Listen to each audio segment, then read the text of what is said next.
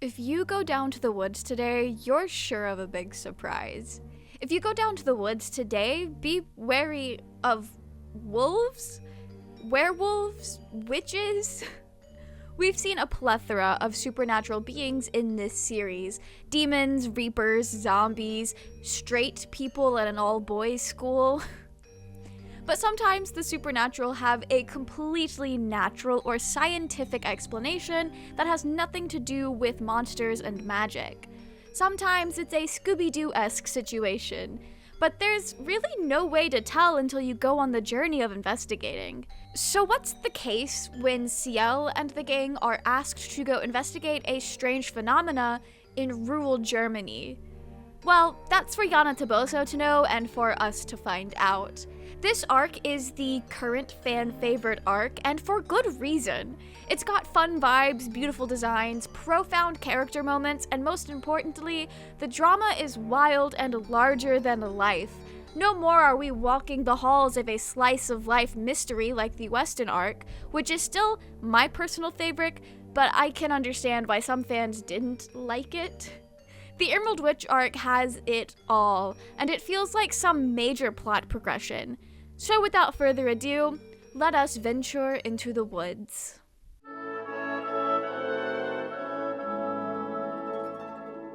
Hunting dogs run throughout the woods. Men follow close by on horseback. The fox they're hunting retreats behind the tree line. The cursed forest. But that's an old wives' tale, right? As the men enter the forest, a woman approaches, telling them to leave, that the place is protected by werewolves, and they are not welcome. She looks like your stereotypical witch. The men dismiss her, assuming that she's senile, and they run deeper into the forest. The dogs are snarling and acting a bit odd. Then it appears. The werewolf. The men run in fear, returning to a manor presumably nearby, but they didn't escape their fate. Each of the men who went into the forest succumbed to the curse. It starts with a nosebleed, then welts on their face. Then they collapse, dead. Those at the manor who didn't go on the hunt are freaking out. What on earth happened? Meeting up with the Phantom Hives somewhere on a train, Ciel is practicing his German. And he's not particularly great at it.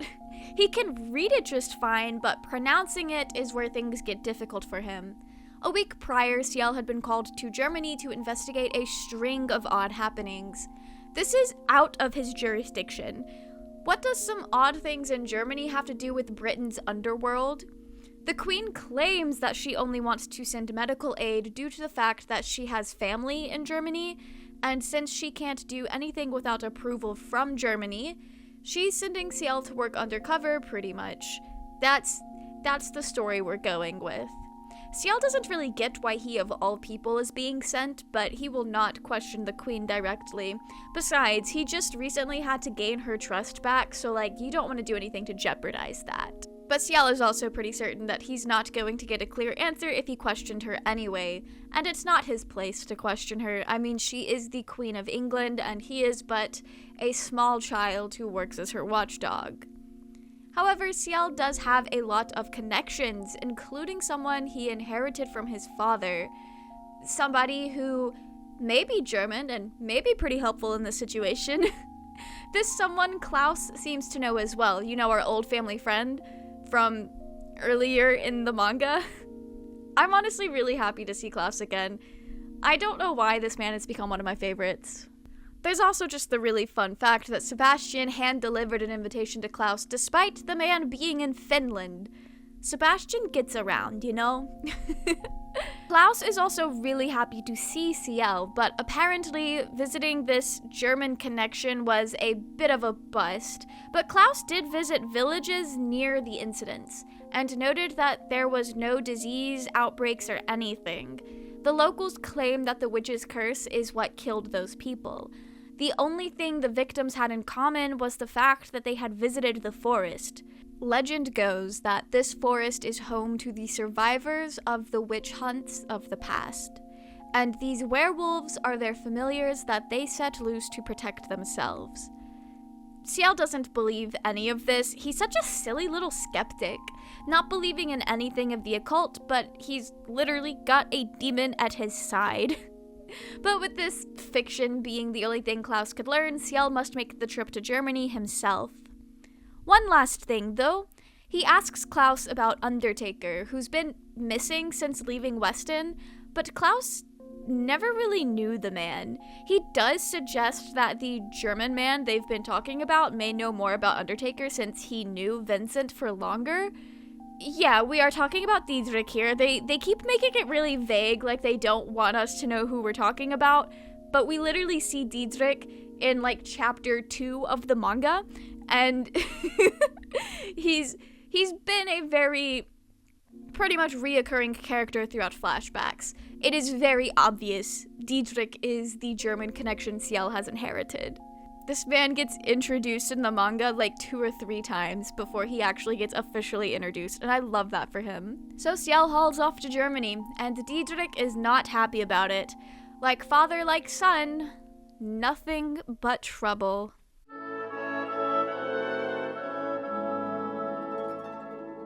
Now in Germany, Ciel is learning that he cannot understand local dialects, but luckily Sebastian is able to understand what the locals are saying. One man in particular shares how he will not subject himself to the witch's curse no matter how much they pay him, and he's so real for that. He has seen a cursed human as well, and is able to describe the process in excruciating detail. So real that he doesn't want to go through that himself. There is one survivor of the curse. However, he only keeps screaming about a wolfman, and he was also taken away by the government, supposedly put in a hospital in case he caught something that was contagious. That's the story they're going with. We'll put a pin on that later. Ciel makes the decision that he'll just go investigate himself, seemingly dismissing the witch's curse, calling the victims madmen. For a boy so steeped in the occult and the supernatural, he refuses to believe such a thing exists. The most important thing in this arc is that the servants did come to Germany as well. It's a great Phantom Fam vacation. Literally all of them are here. And this is also how we know that Finny understands a bit of German. But before he can elaborate, Sebastian shows up with a carriage. They're going to venture into the woods themselves. Who needs locals to bring them in when you have a demon who isn't afraid of anything other than the Undertaker? The vibes in the forest are terrible. The forest is creepy, and the compass that they're using starts to drift. Sebastian humors the servants, telling Ciel it could very well be a curse. He mentions how it's funny to him that despite it all, Ciel refuses to even believe in curses. He refuses to believe in the supernatural, despite having personal experience with it, and the contract that binds them is sort of a curse as well. Ciel explains that he believes witches were just humans that were falsely accused, and that's why he doesn't believe in any of this. But Sebastian claims to have met a real witch. He explains that devils were not summoned for the sake of worship, but that Sabbaths were more of a social gathering.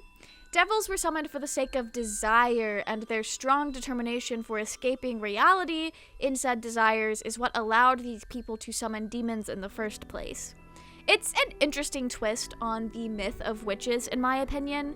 I find it funny how Ciel seems to hold this devil-worshipping view of witches, despite not even believing that they're real. To be fair, though, I do think this was his way of poking fun at Sebastian, and it's also a fun little detail that shows how he would have been raised. The stories he would have heard about witches and witchcraft are basically in the realm of, ooh, witchcraft is the devil. The primary religion in England at this time would have been some flavor of Christianity, and it's a very common view amongst Christian religions and sects and whatnot that many other spiritual beliefs are wrong and maybe even evil, especially something like witchcraft. There's this assumption that it's all devil worship, and Ciel falls back on that assumption because that's how witches would have been depicted in stories that he may have heard or read growing up. It's a fun bit of characterization that kind of places you in the cultural context that Ciel would be growing up in. although that's not all that different from certain communities today in our God-given year of 2024. So, some things I guess are just unfortunately timeless. Ciel seems to have questions or thoughts about what Sebastian said, but he does not finish his question aloud, probably realizing he doesn't actually want to know about Sebastian's escapades with human desire. And you know what? He's so real for that. After a bit of travel, Ciel and the gang come across a village in the woods, secluded and seemingly abandoned save for the good condition that the houses are in. Eventually, though, the villagers come out, ready to defend themselves against these intruders. The villagers seem to just be women, and like adult women at that. When asked to speak to their lord, they assume that Ciel is here to target the Honorable Sullivan, claiming them to be betrayers. However, before the situation can escalate further, Sullivan appears, a small girl being carried by a large man. She claims to be Sullivan, liege of the forest.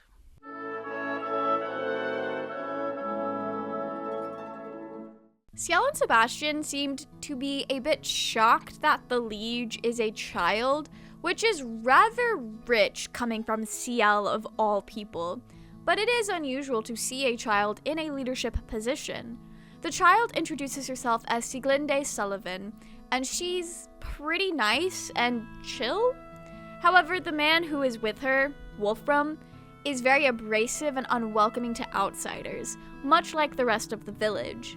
Ciel and the gang are told to leave, that they are not permitted to stay. However, they're also incredibly lucky to have been able to reach the village in the first place.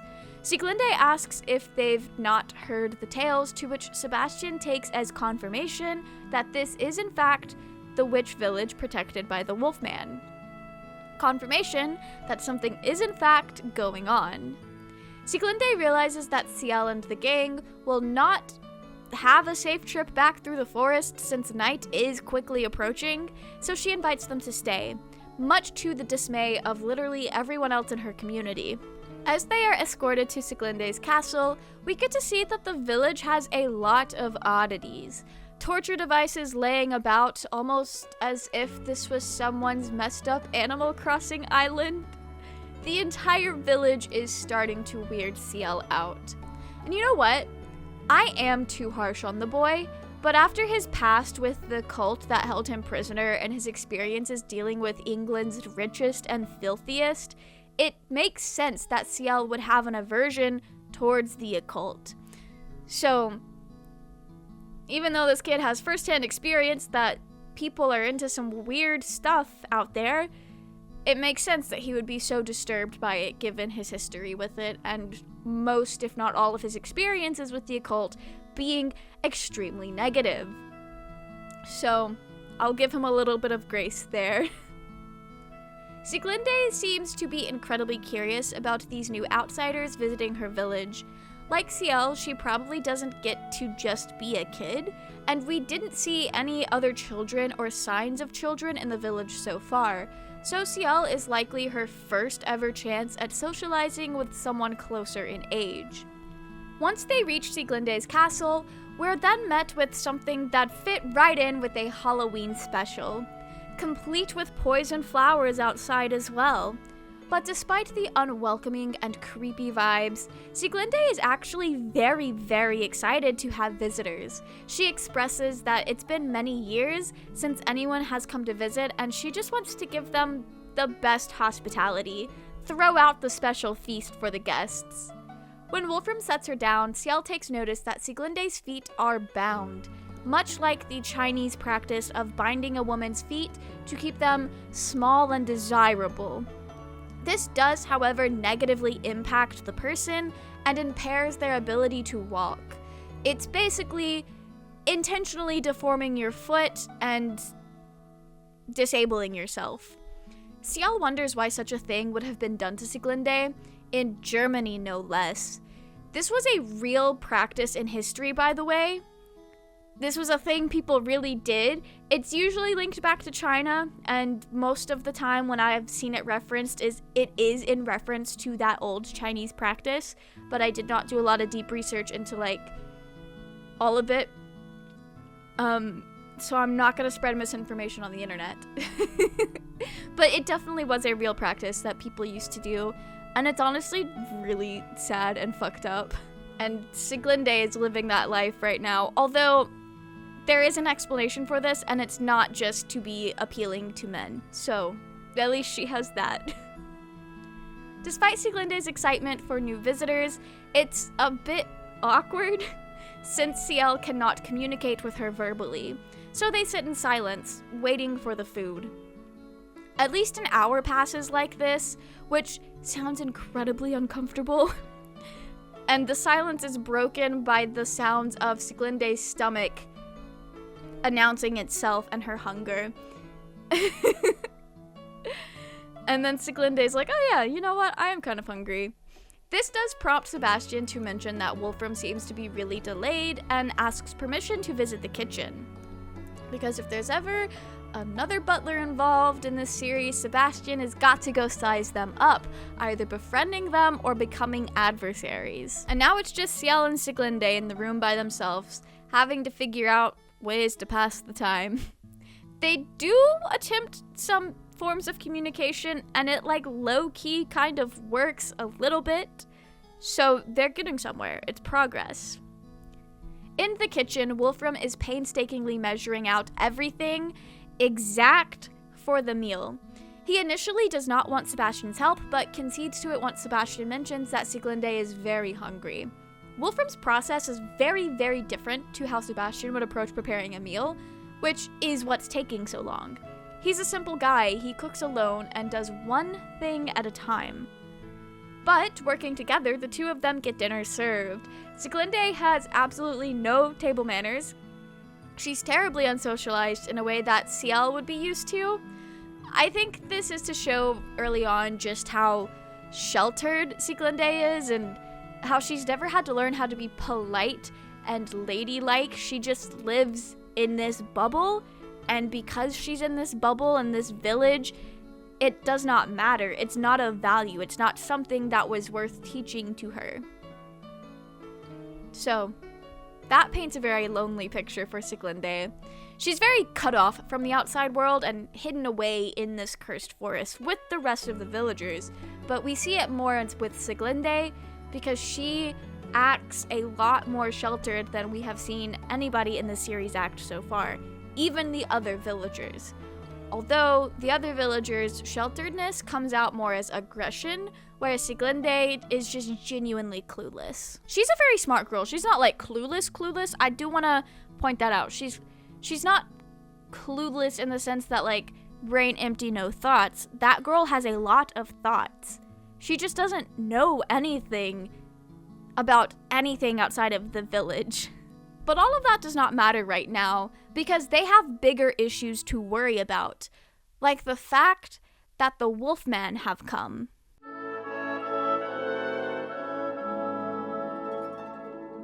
The Wolfman has shown up and injured one of the villagers, and it's up to Sieglinde to heal her. This is the first time a Wolfman has attacked the village. Does this remind anyone of that one mini arc in season 1 of the anime where Ciel and the gang go to investigate a demon dog village? Just me? Okay. Sieglinde is certain the victim was attacked because she did not have her amulet, but it's said that perhaps the Wolfman attacked because Sieglinde is harboring outsiders. It's outsiders who brought suffering upon their ancestors. It's outsiders who the Wolfman is to protect them from. So it makes sense, in a way. Back at Sieglinde's castle, Ciel and Sebastian start to discuss the matters at hand. But Sieglinde is eavesdropping. Sebastian does catch her, and she is all by herself. She's using a contraption that helps her get around on her own, showing she does make efforts to gain some semblance of independence. There's a bit of a misunderstanding, a joke that she thinks Sebastian and Ciel wish to have a threesome with her. I have no idea why she comes to this assumption. She says she's a witch and can see right through them. I'm not sure if it's just a gag or a callback to what Sebastian said earlier about witches summoning demons to satiate physical desires. Either way, Ciel is very uncomfortable, and we've got sexual assault played off as a joke because Sieglinde is just so clueless and overly curious. And it's a child, so it's fine. They're both kids. That was sarcasm, by the way, if you could not tell. Sieglinde then shares that she's never really seen a man before. There's only women in the village, and she's read that men were creatures of lust, so she assumed that Ciel and Sebastian were like the predatory men that she has read about. The tension eases, and Sebastian is able to ask her more about this wolf man that everyone keeps speaking of. Sieglinde explains the history of witches and their place in society as healers and people who warded off disasters. However, over time, witches became demonized and hunted down. A group of witches were able to escape into the forest, though. The legend goes that one witch sacrificed her legs in a pact to protect her sisters. This witch was known as the Emerald Witch, and it's her we have to thank for the wolfman who previously protected the village Sieglinde lives in. The liege that came after the original Emerald Witch have their mobility restricted through feet binding as a sacrifice to keep the protection. Ciel wonders why the wolfman seemingly breached contract, relating the situation to himself with Sebastian.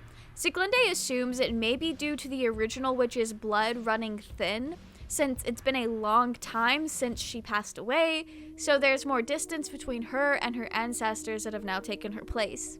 The village is basically being held captive by the wolfman at this point.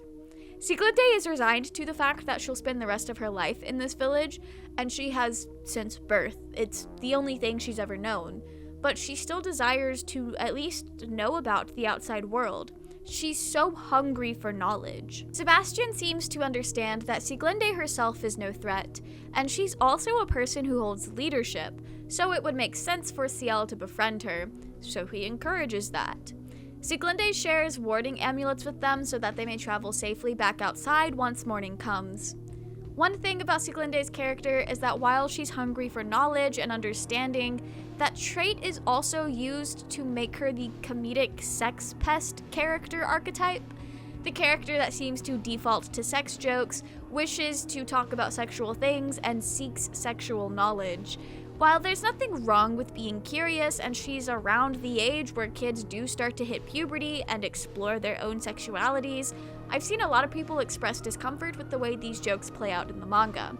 But at least it's more comedic. Look how weird and curious she is and how silly these misunderstandings are, and not like actual fan service. But it is understandable why it would be such a uncomfortable thing present in the manga, given the way that fan service typically does go in this series. So it's understandable why people did not like that. After Sieglinde goes to sleep and is taken back to her own room by Wolfram, Ciel and Sebastian go out and explore the forest, hoping to find proof of the Wolfman, or whatever Scooby-Doo-esque villain Ciel is hoping to find. As they explore, Sebastian makes a mental note about how quiet and lifeless the forest is. The fog is heavy and the atmosphere is oppressive. For some reason, tears stream down Ciel's face and they don't stop flowing. Breaking Sebastian's concern for Ciel's tears, a wolfman bursts through the tree line. An actual, bipedal, giant wolf creature. Ciel calls to go after it, but Sebastian can't shake the bad feeling that he's got. There is something deeply wrong with the forest. He leaves Ciel back at Sieglinde's and runs off alone, but in his pursuit he finds himself crying as well. As he stops to examine himself, his nose starts to drip blood, and welts swell up on his skin. He recalls what he was told before about the victims of the curse. All who lay eyes on the Wolfman fall to this curse. He rushes back to Ciel, realizing that the young master must also be suffering as well. And when he returns, Ciel is also swollen and bloody. I just want to say, this was the story arc that was currently publishing when I finally read and got caught up on the Black Butler manga, and by the time I got caught up in July of 2014, just a few months after this chapter was released, I was shook. I did not have a plethora of chapters waiting on me that told me this event would work out eventually. I had no way of knowing. Usually when I'm catching up on a series and something like this happens, I can look ahead and say, oh, there's like 50 more chapters. They're probably going to be fine. But that was not the case in this situation. I was right there with Sebastian, worried about Ciel's well-being.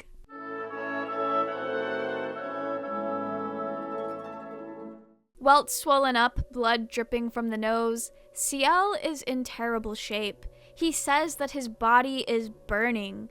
Sebastian rushes him to Sieglinde asking for assistance. Sieglinde performs the rite of purification, a ritual to remove the curse, or an antidote to whatever they were exposed to in the forest. Sebastian and Ciel are submerged in a cauldron. Sieglinde mixes herbs and other ingredients, creating a mixture for them to drink after she performs a chant, cleansing them from the inside out. Ciel is not entirely present during all of this, be it the effects of the curse or a stress response to the situation. He's cold, he's in pain, he just wants this to stop. He's drowning back into his trauma. Ciel is looking from the cage once more, as those who tended to the children like livestock force-fed him, much like how the concoction that Sieglinde made was forced down his throat. This is when we get more of a glimpse of the horrible living conditions that Ciel endured. Literally sharing a cell with dead children until they were noticed and carted off. He was certain he'd be joining the dead soon. But he had someone by his side that swore to protect him. His brother. We're seeing this memory from our Ciel's point of view, watching as he sees the filth and inhumane conditions, watches as the dead are dragged away, watching as Ciel, the real one, takes his hand in an effort to comfort him. Hi, yes, so quick explanation that may be relevant as this video goes on and as Black Butler deep dives go on into the further arcs. Both Phantom Hive twins currently go by the name Ciel, with the real Ciel being the one who was sacrificed.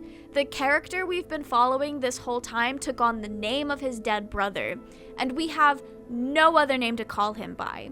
So when I say our Ciel, I'm referring to the character that we have spent the entire manga with thus far.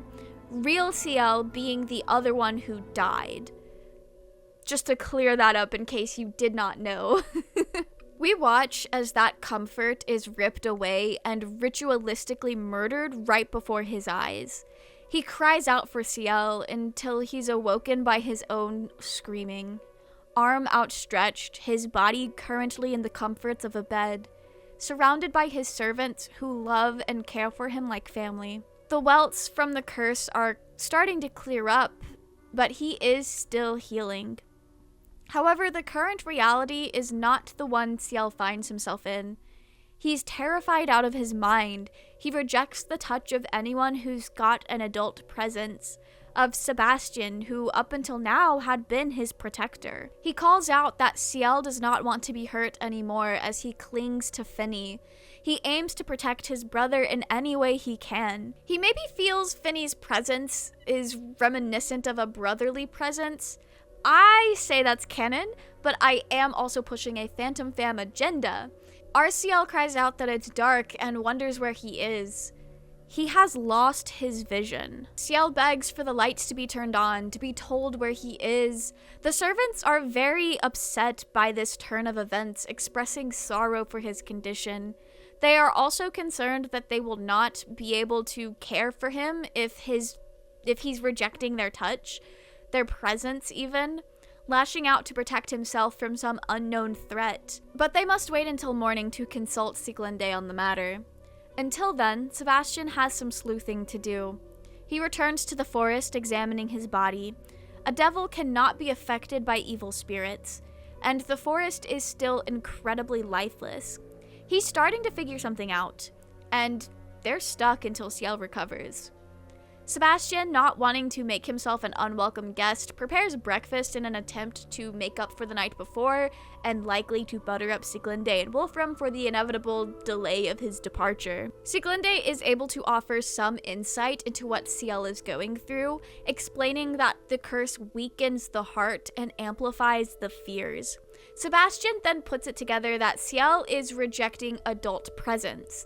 Finally, the demon is making a smart, trauma-informed observation about this incredibly troubled child that he's been serving. The guy is finally learning what PTSD is and what an attack or intense flashback is. Sieglinde continues to explain that the Wolfman's magical power is the reason behind the murk in the forest. Wolfram is frustrated that Sebastian would just wander into the forest after being warned, and understandably so. If I made it very clear that something was dangerous and a person still did it, I would be very annoyed and upset with them too. Sebastian admits he went to the woods because he was curious, since he'd never met a wolfman but had encountered devils and reapers, which is basically true. He was curious. They were here to investigate a weird thing. Anyone would be curious. Sebastian then requests that Sieglinde heal Ciel, and in return, he'll do whatever she asks of him. So Sieglinde makes the request for Sebastian to be her butler until Ciel is healed. He really impressed her with his cooking.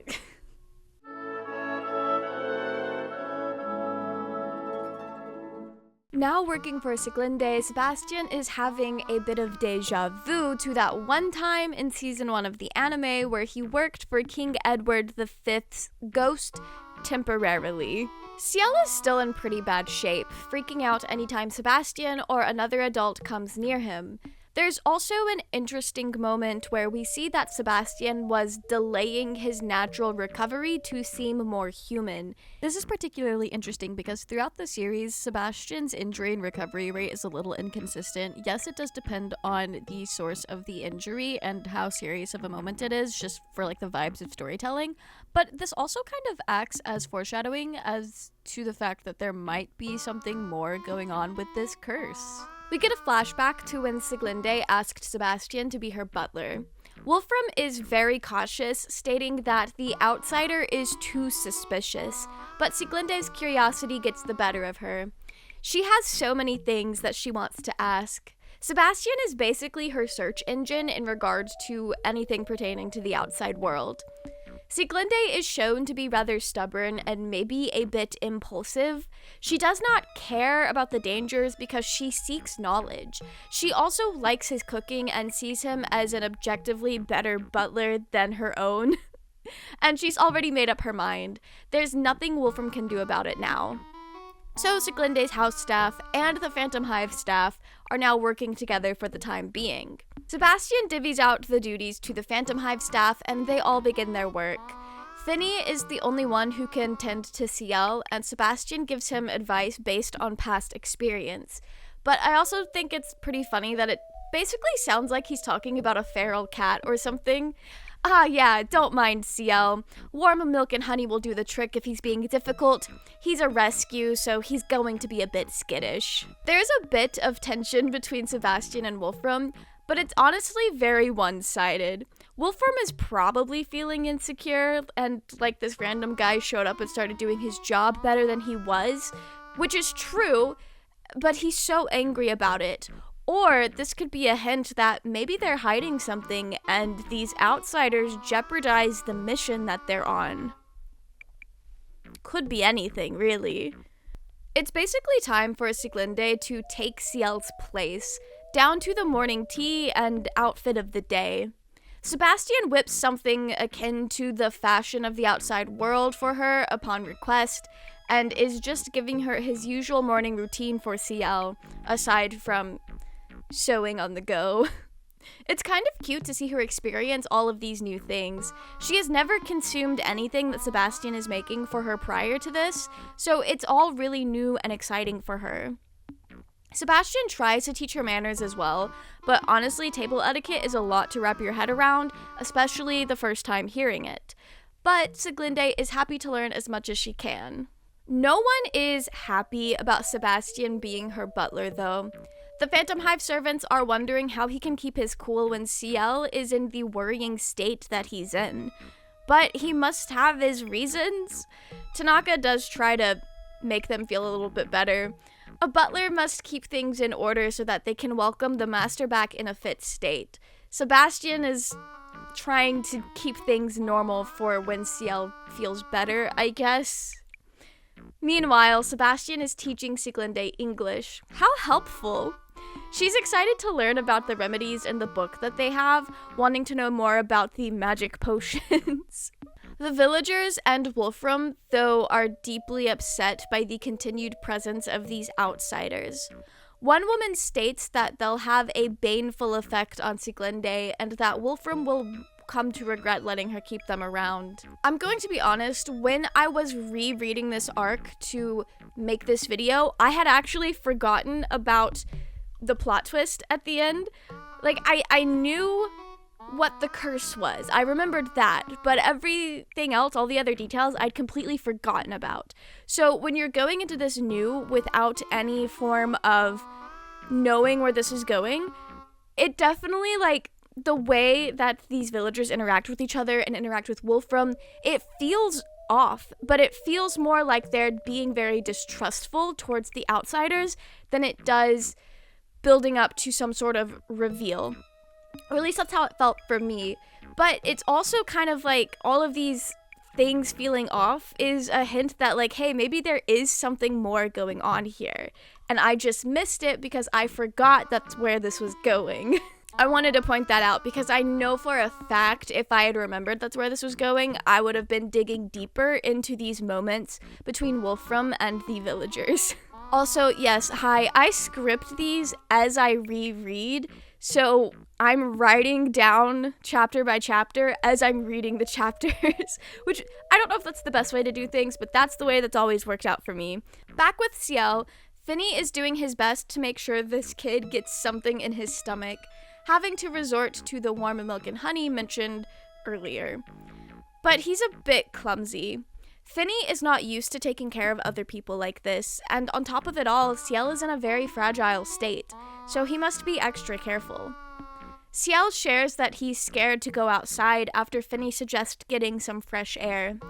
Finney vows to beat up any menace, protecting Ciel at any cost, but Ciel believes that he is not worth protecting. There are other things that are worth more. This breaks Finney's heart. It's so sad to see him going through this.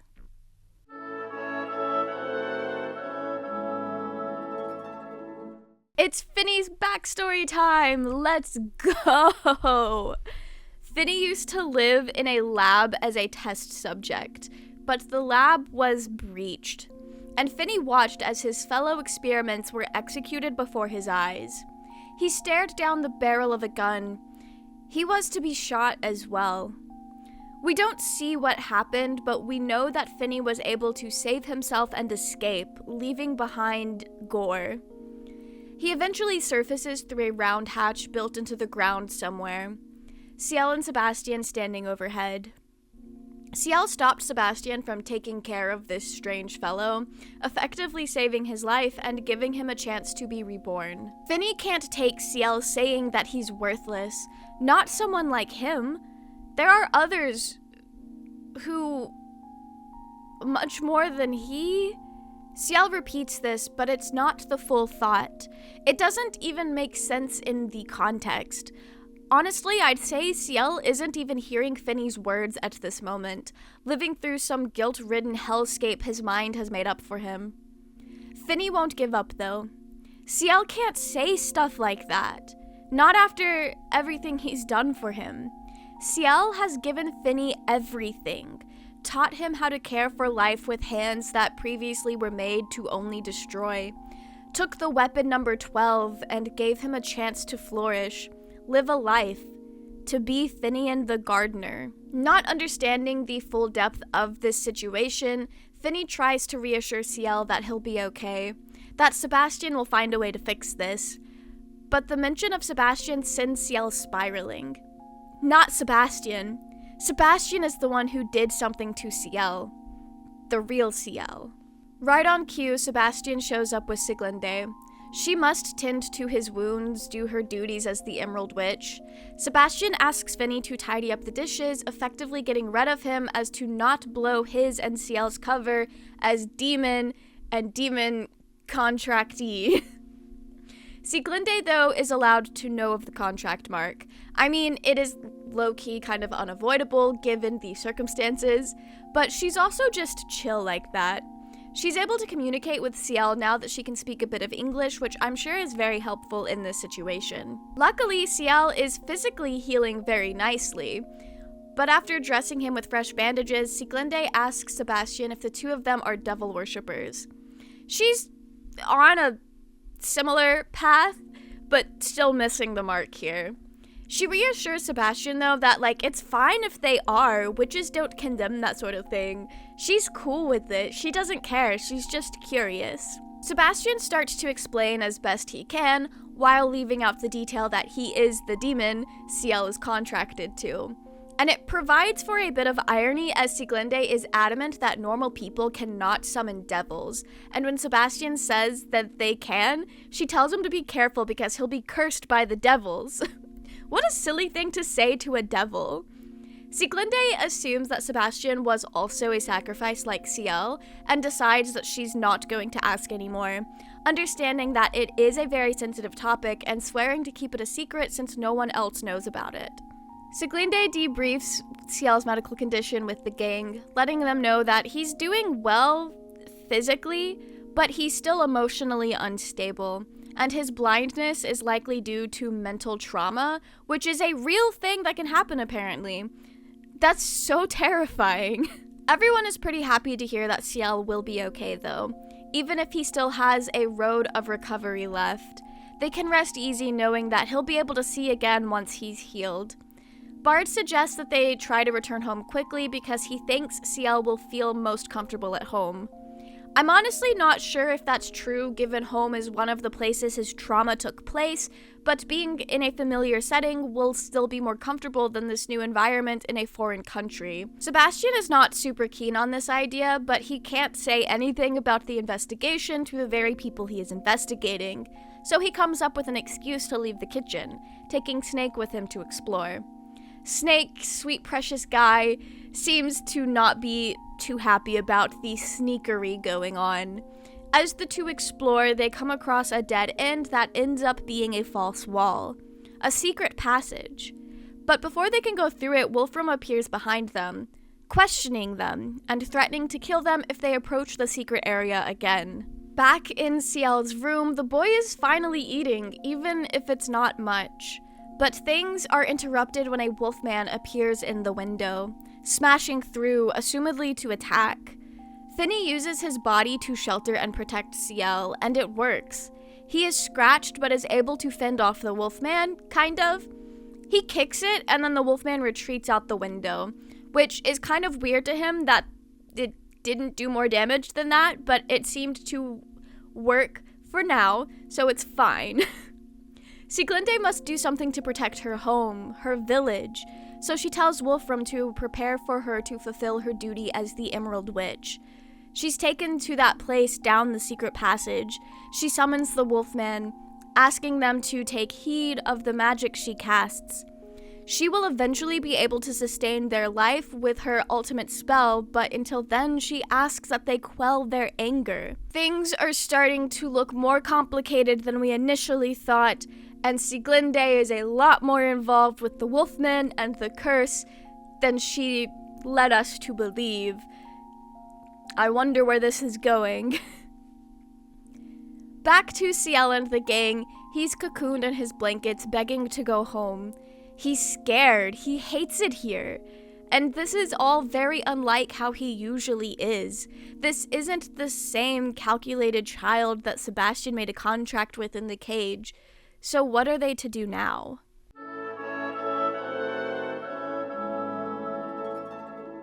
Sebastian's idea of fixing Ciel is to shock him again, shocking him out of this state. But luckily, Tanaka is there to remind them that the best thing to do is to be patient and care for the young master. He does not need panic and impatience, but love and care. But understandably, Bard and Sebastian are at a bit of a loss. Bard doesn't really understand the occult. He doesn't outright dismiss it because something has clearly happened to Ciel, but it's so over his head that he doesn't know what to think. Sebastian is also currently operating without a master, or more accurately, working on old orders with no new ones in sight.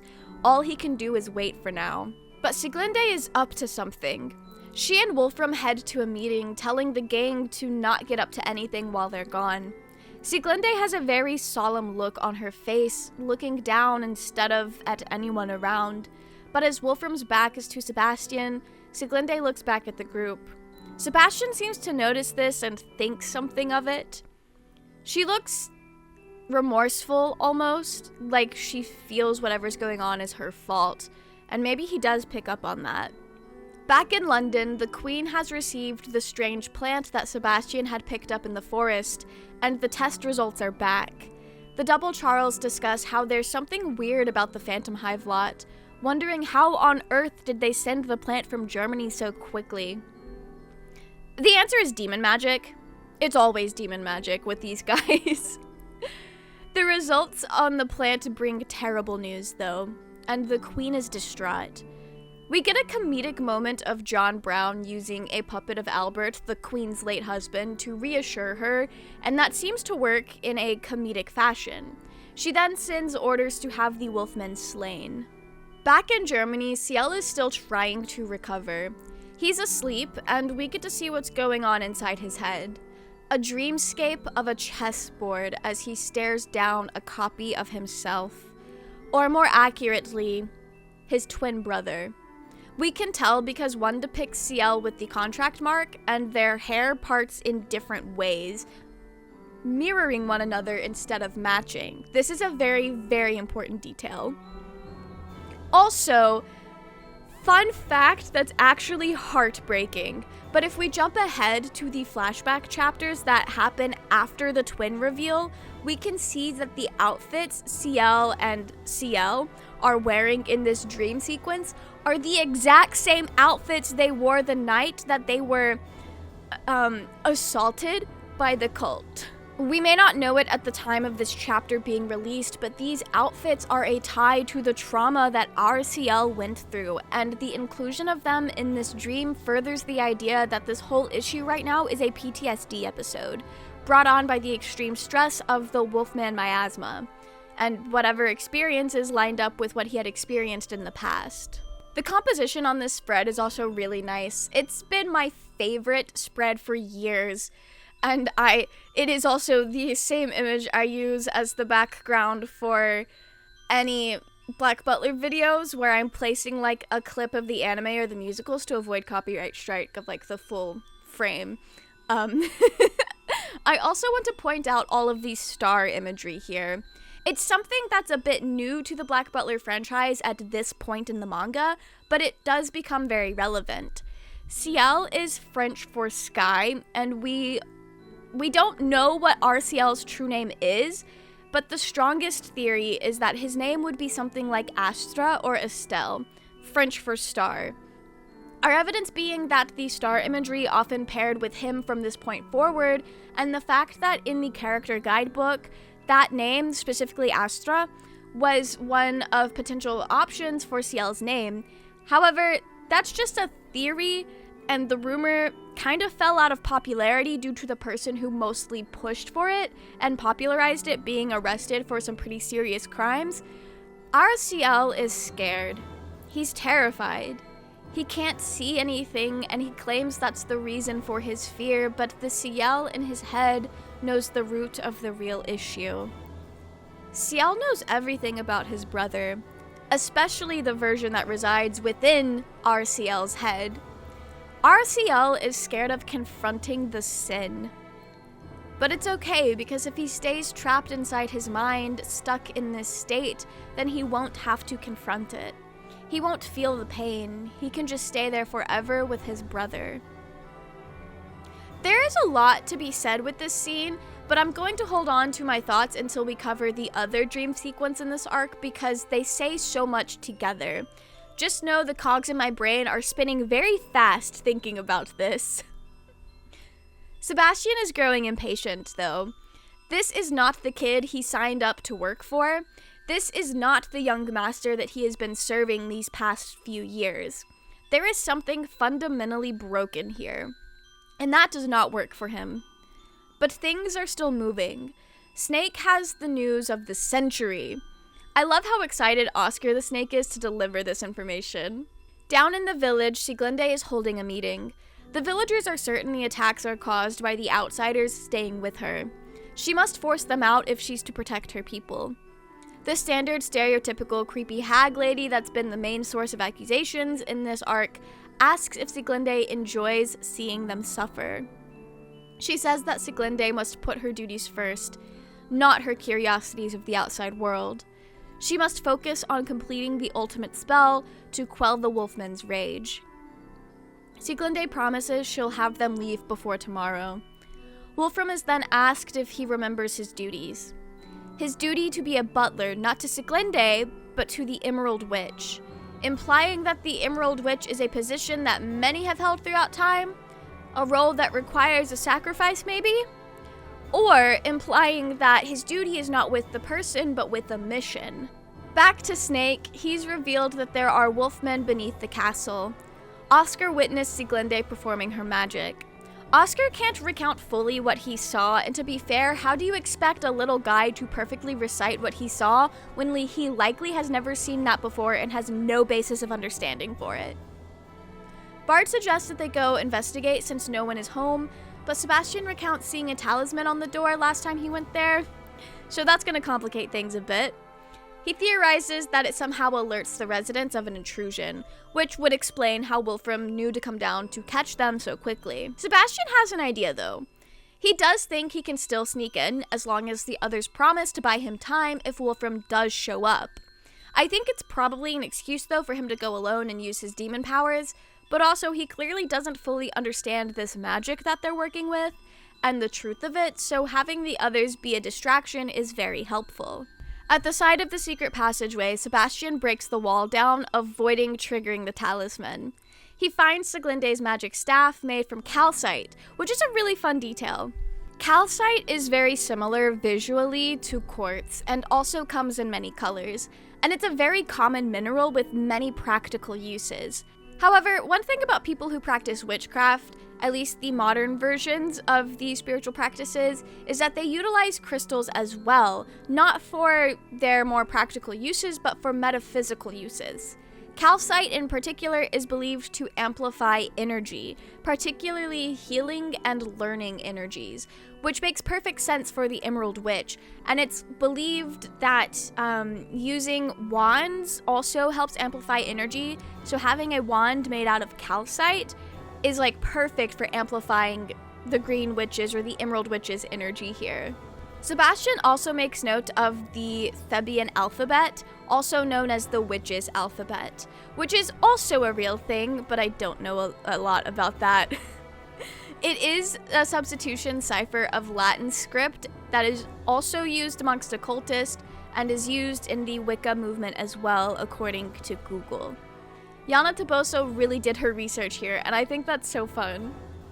Sebastian starts to recite some letters until he realizes something. He's read something concerning here, but we won't get to know what he saw just yet. Back in the servants area, Sieglinde's staff has returned, and it's up to the Phantom Hive staff to buy Sebastian time. But there's one fatal flaw. Bard and Mayren do not understand German. Luckily, Snake's snake is drawn to one of the staff and causes a scene. I'd like to think this was intentional on the snake's part because it does seem like the snakes are aware of what the humans are trying to do. So the snake was genuinely trying to cause a distraction. It is classic anime nonsense though, and Sebastian is able to save the day. No one is the wiser at where he's been. Wolfram relays the information that they must leave on the morrow, and Ciel is running out of time. Sebastian takes Snake aside, seemingly to discuss the bad behavior of Oscar. That's probably what it looks like to Sieglinde's staff, which is perfect for maintaining their cover on the investigation. But Oscar reveals that the woman smelled like the Wolfman. This information supports something that Sebastian seems to have figured out, and it's also foreshadowing that, hey, maybe there's something more to the Wolfman and the village than we realize. Maybe they're connected in a way that we didn't anticipate thus far. But before they can discuss further, the pair are interrupted by this thing. Horses are wild creatures for sure. Like, I love how in real life horses are often very majestic. They're very cool. But when you draw a horse, they look so goofy. It's so easy to make a horse look scary or just unsettling or just silly. Anyway, John Brown is here to deliver a message from the Queen.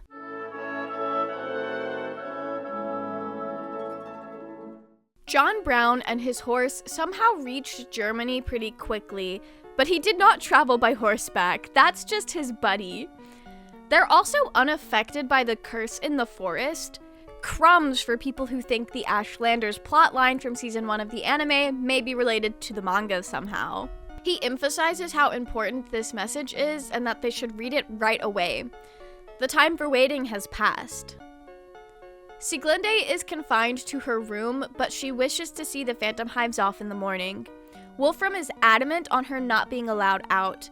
It's so dangerous and it'd be horrible if something happened to her. But it's honestly starting to look more like Sieglinde is not supposed to know what lies outside the forest. She's being sheltered here for whatever reason. Wolfram seems to feel some sort of remorse for how Sieglinde has been done. He cares deeply for her, but she takes it as more caring about her safety from the dangers of the forest and accepts that she's stuck, promising to perfect the ultimate spell and protect everyone. The way that Wolfram shows remorse and guilt around Sieglinde here honestly kind of makes it seem like her being sheltered and the feet binding and all of that were things that may not have even been necessary. Something that he regrets and something that he wishes didn't have to be done that way. But we're gonna put a pin on that for now. Sebastian, on the other hand, is fed up with Ciel, and he must act. He asks Finny to step outside for a bit, but Finny is giving his all to take care of Ciel. It's his duty, it's his life mission right now. Sebastian ends up throwing Finny out, literally, and Finny is left wondering why Sebastian was able to overpower him. You know, he's the guy whose main quirk is superhuman strength, so what on earth is Sebastian's deal here? Sebastian shares with Ciel the state of things and attempts to provoke the proud and intelligent kid he knows is in there somewhere. But Ciel is so far gone in this moment, cocooning himself from the outside world, attempting to protect himself, wallowing in his guilt and fears. Sebastian knows what this is about, but he can't let it slide. Sure, it's understandable that this child would break down and abandon his duties, and his servants would be understanding. But in doing so, he is also giving up on his revenge, which is a breach in the contract, effectively allowing Sebastian to end things right here, right now. Eating his undercooked dinner and moving on to the next. He pulls Ciel out of his cocoon, wraps inky shadow tendrils around him, and shares his disappointment. It's a pity, really. And he pities the lives that were sacrificed to get the child to this moment. The soul isn't really what he's hoping for, but it'll do. Ciel is encompassed in the smirk, staring death down. Is this really the end? Forsaken before he could carry out his vengeance? This chapter changed things for me. Honestly, I think my opinion on Sebastian was pretty neutral, and I liked Sebastian until I got to this chapter. I really overly empathized with Ciel, I think. I empathize with him more than Yana Toboso intends for us to. But that's okay. That's how I have fun reading this manga. But another thing is, this particular moment, it's been alluded to that if Ciel were to ever give up on his revenge, then Sebastian could just end the contract and eat him. I'm fairly certain, if I remember correctly, that has been alluded to in the past. But this is full-on confirmation of how their contract works. And that gives us a lot to work with with different interpretations of their dynamic and different ways we could explore their dynamic and the contract in fan fiction.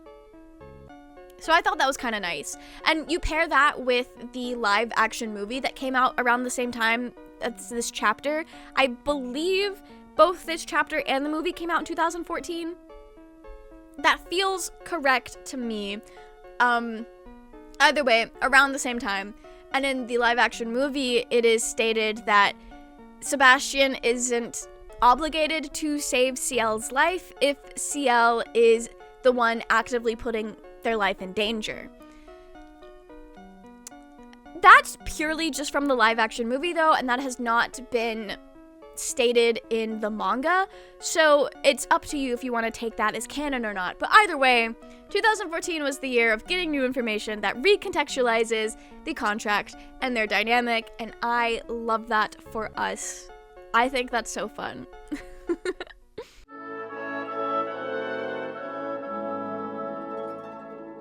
Back in the dreamscape, real Ciel asks if he's come to a decision. He could stay there forever, and it would be okay. No one asked him to avenge them. But why does he fight so hard for revenge? Why does he fight so hard with the power he gained by sacrificing the real Ciel? A manifestation of our Ciel's survivor's guilt. He is the sole survivor of the Phantom Hive massacre. Technically Tanaka as well, but he doesn't seem to count in this. Ciel believes, or our Ciel believes, that it should have been the real Ciel to survive. That's what he thinks, at least. His survival is not the best outcome. He should have been the one to die. He was the spare after all. Our Ciel harbors so much guilt over being the one who didn't get sacrificed. But there's also the added layer of real Ciel's soul being the soul Sebastian consumed initially. The soul that was his emotional sacrifice. Sure, he may not have driven the dagger into real Ciel on the altar, but it was his decision to take on the power of the one who consumed his brother. He focuses more on that aspect than the fact that he didn't actually make the decision to sacrifice Ciel. Sebastian's price for being summoned was Ciel's soul. His price for giving our Ciel his power is our Ciel's soul. These are two separate transactions. But even if you're looking at this situation without taking into account the twins' existence, this is very clearly a manifestation of survivor's guilt. Just being the sole survivor, especially when we're seeing that he thinks so little of himself, has got to be crushing. He's just a kid. Like, why couldn't he have been the one to die when his parents could have survived, when his brother could have survived? Like, that's the mindset he's in right now. And then when you add on top of that the fact that he feels he sacrificed his brother to gain power, we can see why he's so guilty and upset with himself. Because our Ciel made the choice to avenge his brother, to avenge his family, and to avenge himself. So many lives ended up being sacrificed as well. Did he work hard to gain Ciel's forgiveness? To save himself from his own weaknesses? To make everything his? Or was it for the sake of avenging his parents? It's at this point that we start to see that these words are actually from Sebastian. Why did this child work so hard, sacrifice so much, and take on a deal with a devil? This question strikes to the core. What was he working for? Why did he need power? He claims that he's not so noble that he'd risk his life for another, which is a load of shit because we've seen him risk his life more than once to protect Lizzie, or at least put himself in harm's way for her, even if he knows Sebastian must protect him at the end of the day. In this moment, it'd still take a lot to overcome one's survival instinct, even if you did have plot armor. Ciel needed power to protect himself, to keep others from walking all over him, to keep others from victimizing him again. He took on the power, making a deal with the devil in order to make right the wrongs that were done to him. He considers himself a selfish and self-righteous person for this, but I don't think that's a fair read. Sure, he's self-centered. He's literally a 13-year-old nobleman. But at his core, He is a scared child, a person who's doing what they can to gain the power to not be taken advantage of again. He's doing this for himself. It's his way of trying to heal, to overcome, and to cope. It's this that reminds him of his convictions. He will not remain a pathetic child caged by fear. He breaks through, running past those who were sacrificed for his growth. I do find it incredibly interesting that the Joker and Doll are both present here. People that he had empathized with but still caused their deaths. People he cared about that he felt were wrong. Ciel, his brother, sacrificed to summon Sebastian. Aunt Angelina, his dear aunt, sacrificed for his position. I know technically Grell killed her, but it was his investigation that put them in the situation. He runs past them all, growing back to his strength, re-embracing the version of himself that does what must be done for his ultimate goal. The version of himself that pushes aside his fears and trauma. The version of himself that keeps going. He calls out, commanding Sebastian to let him go. He's come back to himself, and he's not happy with how vile and horrid that wake-up call was, but he's back. Sebastian stated he was too far gone and too deeply asleep, but he's awake now. It's time to wish him good morning. Ciel aims to reinstate his dominance in the situation. Well, the surface level control of things, at least. I am a firm believer of the fact that Sebastian holds all of the power in their dynamic, while Ciel's power is only perceived. Sure, he holds power in the contract at the moment, but the real person who has the imbalance of power is Sebastian. Ciel confronts Sebastian about how he was going to seriously devour his soul, but Sebastian claims he was only 90% serious, which is still pretty serious if you ask me. That's basically a yes. We see him explain how Tanaka said to be patient, but Ciel was so far gone that Sebastian could not help himself. When Sebastian asks why Ciel behaved the way he did, the boy does not answer. Instead, he asks for the rest of the staff to be let in. They'd been eavesdropping, though, the whole time because they were incredibly worried. Sebastian had been acting really weird, and they just needed to see what was up. And they're so happy to see the young master is back to his senses. It is a great relief. Ciel apologizes for putting Finney in the situation where he was his only caretaker. He apologizes to the rest of the gang for losing himself and making them worry, causing hardship for the group. He admits that the version of himself that had been present due to the curse was still him, and he's sorry that they were exposed to that. He vows to never slip up like that again, and asks them to serve him once more.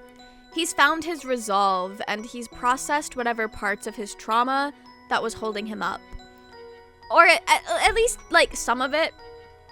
Ciel has made steps towards actually healing here. He then asks for the group to forget what they witnessed. He's so embarrassed about it. It is humiliating to be so vulnerable, even if the only witnesses are those who have devoted themselves to taking care of you. He confirms that he was fully aware during that time and remembers everything. He didn't act that way by choice, but he lacks the words and understanding to really describe what had happened to him. But Bard gets it. He shares that you would see that sort of thing on the battlefield. It's a trauma response to the grave injuries sustained in war. I'm glad Ciel has someone like Bard in his corner. The man may not really grasp the full psychological issues here, but he understands, and he can empathize with that. He can relate, and he knows it's not a sign of weakness. It happens to anyone, regardless of how well they were trained. Sebastian then theorizes that the psychological effects of the curse may have been intentional. We then learn that the curse has a more scientific explanation, but to complicate things further, the queen has requested for the little witch to visit for tea.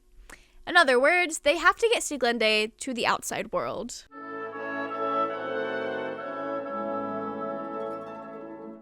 A mysterious man on a secret mission. Father and son alike really know how to make him work, huh? This is Dietrich, and he's now wondering what on earth Ciel has gotten himself mixed up in. Sieglinde is working hard to perfect the ultimate spell, but she's a bit stuck. She's got one final step to figure out, and then Ciel can come back and have fun with her, obviously. She's really motivated by the prospect of being able to entertain outsiders again, being able to learn more. This thought motivates her to a breakthrough, and it's done. Sieglinde is ready to perform her duties. As the Phantom Hives are preparing to leave and figure out what to do next, Sieglinde is below the castle, performing the ultimate spell. It seems to go well, but it does take all of her energy. When she awakens, Wolfram is tending to her. As he helps her into her night clothes, the two reminisce on when Sieglinde was made the Emerald Witch, the day her feet were bound. Wolfram seems to feel a great guilt over this still, despite Sieglinde feeling proud. These bound feet are proof that she's a descendant of the Emerald Witch, and for that they are important to her. She hopes that the previous Emerald Witch, her mother, is glad for her. Maybe now she can go outside as well, but Wolfram forbids it. They are not to leave. She's left to sleep, but is later awoken by Ciel and Sebastian at the window. They come to express their thanks and to offer her a trip to the outside world. It's everything she's ever dreamed of. She states that she cannot, and they seem to accept that answer, saying their goodbyes and calling her a friend. Sieglinde still has so much she wishes to learn, wishes to experience. A life caged up in the forest is no life at all.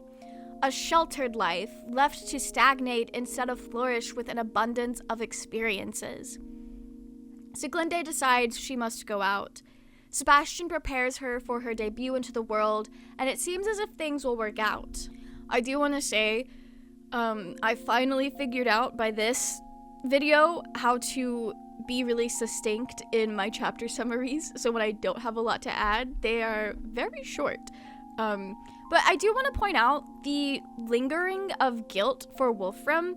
We tend to spend a lot of time on his guilt whenever he is present in the manga. If he's not being angry and blocking Sebastian from his investigation, he is seen harboring a lot of sadness for Sieglinde, a lot of guilt for his part in whatever is going on here. And that is a very key point of his character, his care for this child and his remorse for how she's being treated and locked away. But he's still complicit in this mistreatment and locking her away. And that's a very important aspect to his character that is going to come up again and is going to be the motivation for his character. And that's all I'll say for now.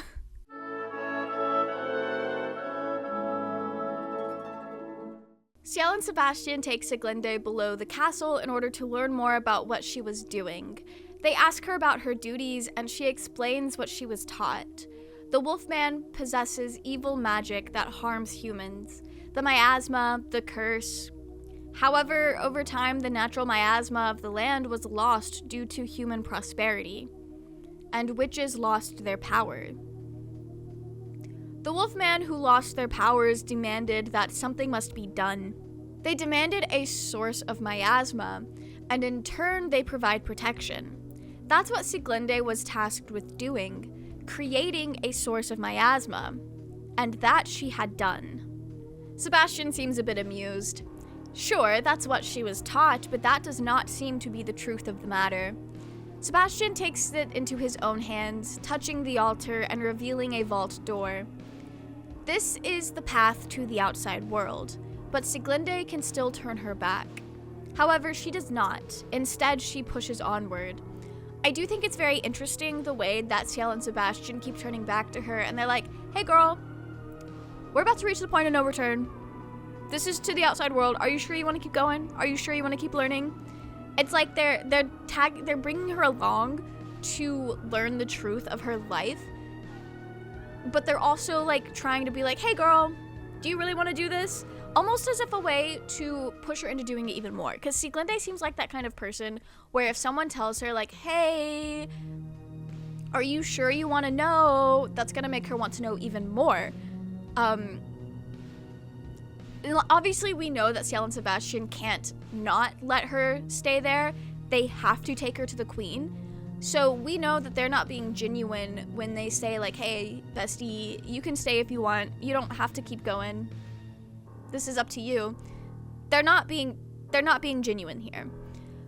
But they're making it seem like it's up to Sieglinde, which in turn helps her or pushes her into making these decisions to leave and to learn. And that's very true to how I interpret her character. Like, that's the best way to go about this for her, I think. The three of them go through the door, and they travel through a tunnel and end up in a high-tech tracking room. Don't ask me if this is historically accurate to the tech at the time. I didn't research. I'm inclined to say no, but also you may be surprised. Who knows? The villagers have been tracked this whole time by the amulets that they wear. This technology is even advanced to CL, and I'm assuming for the time period, but Black Butler utilizes this advanced technology that shouldn't be around in this time period as a form of mystery and how certain things are being done in the universe. It makes the magic red herring feel more plausible until we learn the truth. There's someone else in this high-tech area, voices that can be heard, and they follow them, uncovering a factory of some sort. Sieglinde is incredibly confused and calls out to the village crone and the wolfmen around her. What are they doing? The group freaks out, rushing to grab a chemical suit for her, worried for her safety. As they flock to her, Sebastian cuts down one of the wolfmen, revealing that the wolfmen are in fact just human guys in fursuits. Fursuits with built-in gas masks. Ciel then reveals that the miasma she had been working to perfect was actually a powerful chemical weapon. She made mustard gas. This gas in real life is a man-made weapon that causes the blistering of skin and mucous membranes. It was primarily used in World Wars I and II, and based on surface-level research, all the real-life symptoms seem to match up with what happened to CL, including the psychological damage. So, the psychological impact was intended because that's just what the gas does in real life. So that was a really cool detail that Yana Toboso put in here, if she was going to adapt this real-life chemical weapon. Sieglinde is horrified to learn what she was actually doing. She's been raised on lies and used to create weapons. She's created the most powerful toxic gas known to man, and the village crone will name it Sullen. Sieglinde Sullivan is devastated.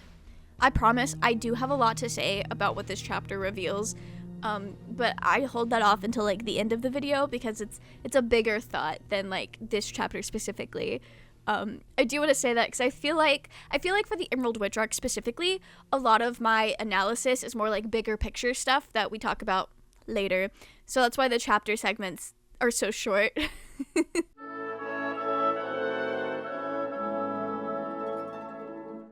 Wolfram is awoken by the emergency signal and he rushes into action, ready to help Sieglinde, but she's not in her room.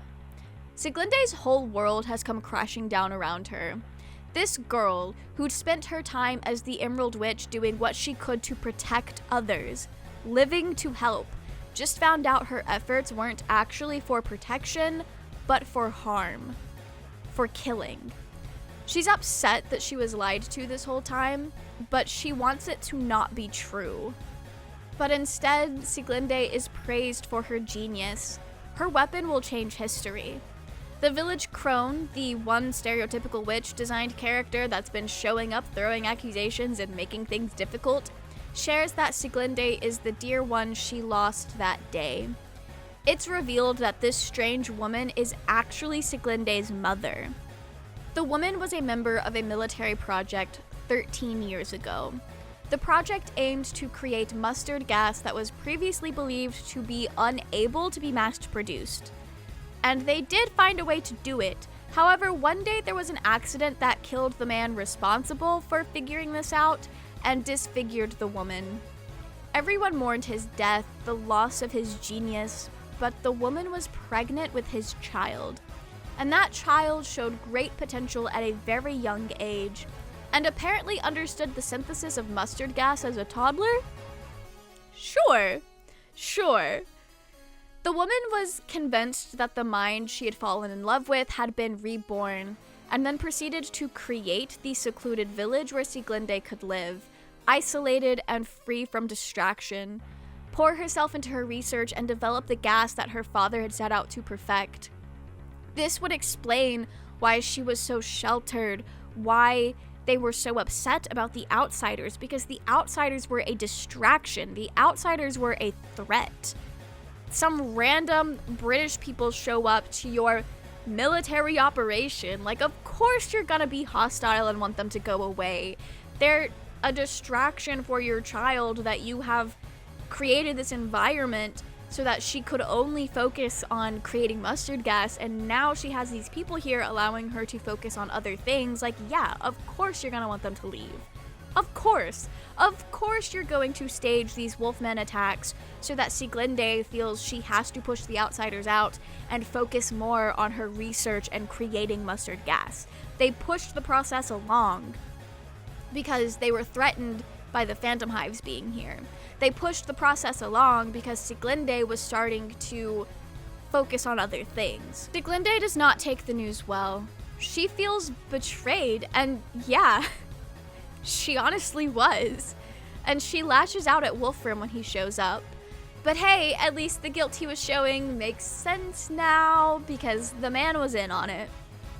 Ciel stands up for her, stating that children are not tools for a parent to use, and he helps Sieglinde escape. Due to the gas canisters around, it is difficult for Wolfram and the others to stop Ciel and Sebastian. They don't want to cause a leak, effectively damning everyone in the room and undoing all of the research they've spent the past 13 years perfecting. I say that because if everyone in this room dies, no one's gonna be able to do anything with Sieglinde's research because she sure as hell is not wanting that to get out and be used in the world. Sebastian is ordered to take care of everyone, and Wolfram rushes out after Sieglinde. However, on the way out, it's revealed that his duty is to dispose of the Emerald Witch in case of an emergency. He's tasked with killing her, further cementing the guilt that he feels for this whole situation.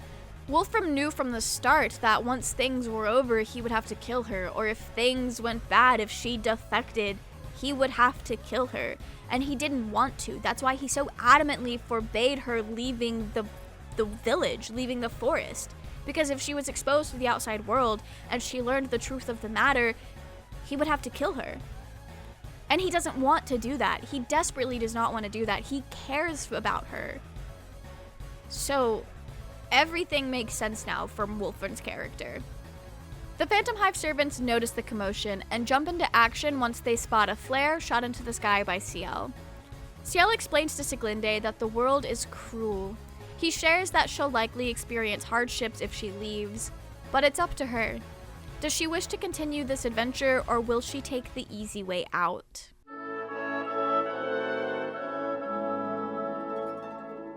Sieglinde, horrified with what she'd been groomed into doing, states that she just wants to disappear. But it becomes clear that Ciel never intended to shoot her when he starts talking about how if she's dead, she doesn't have to deal with the people she could have saved. He brings the idea of redemption, of helping others, back to Sieglinde. He can put her brains to the test and develop an antidote to help those who may fall victim to the gas that she created. He asks once more, does she wish to die there or will she live? Sieglinde, with her new rallied heart, wants to live. She wants to keep fighting. The two of them make plans to escape together. Sebastian, on the other hand, gets to flex his demonic skill. He does his thing and talks about how he thought he'd recognize the scent of mustard seed, but since Ciel doesn't consume mustard, it took a little bit longer to place just because he hasn't been around it in a while. Sebastian also finds the dichotomy of humanity so amusing. One person preaches love while another betrays their flesh and blood. It's that same theme of just the underbelly of humanity that Yana Toboso has sprinkled into the series, the entire series. It's a very interesting take on people and what it means to be human. Sebastian confronts Professor Sullivan, Siglinde's mother, and is able to breathe out mustard gas, a token of his gratitude for exposing Ciel to the gas. We get a flashback to Ciel demanding that Sebastian dispose of all traces of the method of synthesizing the gas. There's a bit of back and forth on how Sebastian should take care of things, and Ciel says it doesn't matter since he will not be there and there shall be no surviving witnesses. So whatever method the beast within desires. Ciel is mistaken though. There is no beast within. Sebastian is just playing a silly little game here. It'd betray the game to act on impulse and become a beast. But if Ciel sees him as a demonic monster, that's what he'll become. Because he is in fact a devil of a butler. This moment showcases just how much Ciel misunderstands the creature at his side. Yes, Sebastian is not a human and a bit beyond comprehension to most, but he's also not some wild beast being limited by Ciel. Ciel does not hold any power in this dynamic aside from the restraints of the contract. Sebastian has agreed to the rules of the game for his own amusement. Sebastian is calculated and everything is going according to plan. Thanks to Snakes, the servants are able to meet up with Ciel and Siglinde. It is now time for their retreat operation. And with the laboratory on fire, it's revealed that everyone in the village is part of this military project, which, makes sense. Their new priority is retrieving Siglinde. Uniformed personnel show up and speak of a prototype weapon that they intend to use. If Siglinde leaves the forest, they will kill her. The stakes are high, and there's still more to be uncovered here.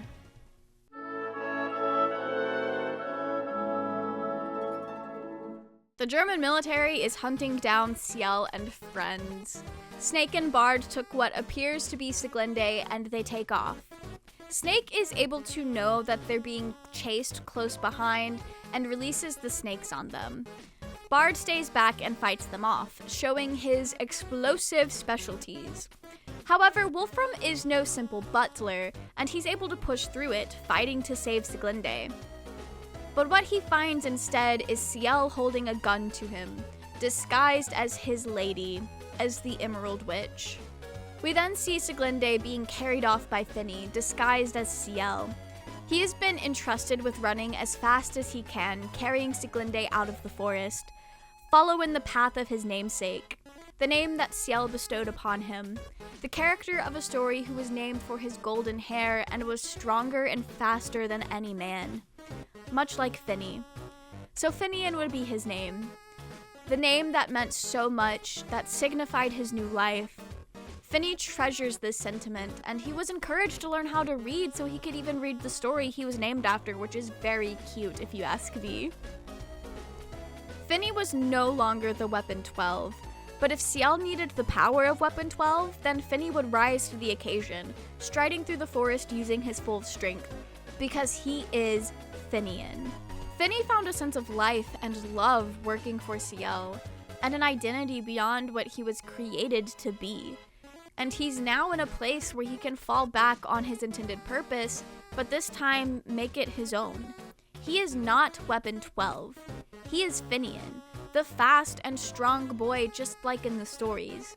He's just as human as the rest of us, and he will fight to protect what's important to him. He's able to fly through the forest until he has a pretty rough landing, but that's all he needed to do. Mei Ren is able to snipe the soldiers, aiming to shoot Finny, perched up in the trees, far from those she aimed to shoot. But another soldier is able to intercept Finny, coming from a different route, doing things her own way. Finny seems to be backed into a corner now, but Tanaka jumps into action. Oh yeah, by the way, Chibi Tanaka had been riding Finny's back this whole time. It's really easy to miss, but a really cute detail. Full of grace and wonder, Tanaka is able to deflect the bullet with his sword. Well, more accurately, cut the bullet in half, keeping it from making an impact with his allies. But it's no biggie, he's just doing what a Phantom Hive servant does. I wish to know more about this old man. Who is he? What is his story? Why is he built different? Why is he cracked? What is going on with this man? What is it gonna take to get Tanaka backstory? Back in the village, Sebastian seems to have wrapped up his work, even destroying the writing on the ground that Sieglinde used to perform her magic. He really does have to hurry though, as to not be late for breakfast. Because of course, Sebastian's gonna be more worried about the time than the matters at hand. It's such a funny little thing. It's a cute callback to the first couple of chapters of the manga, where he's like, oh no, I've gotta go save my master from being kidnapped and potentially killed. But what about dinner? What about my time schedule? I have a neatly packed schedule and this was not intended for.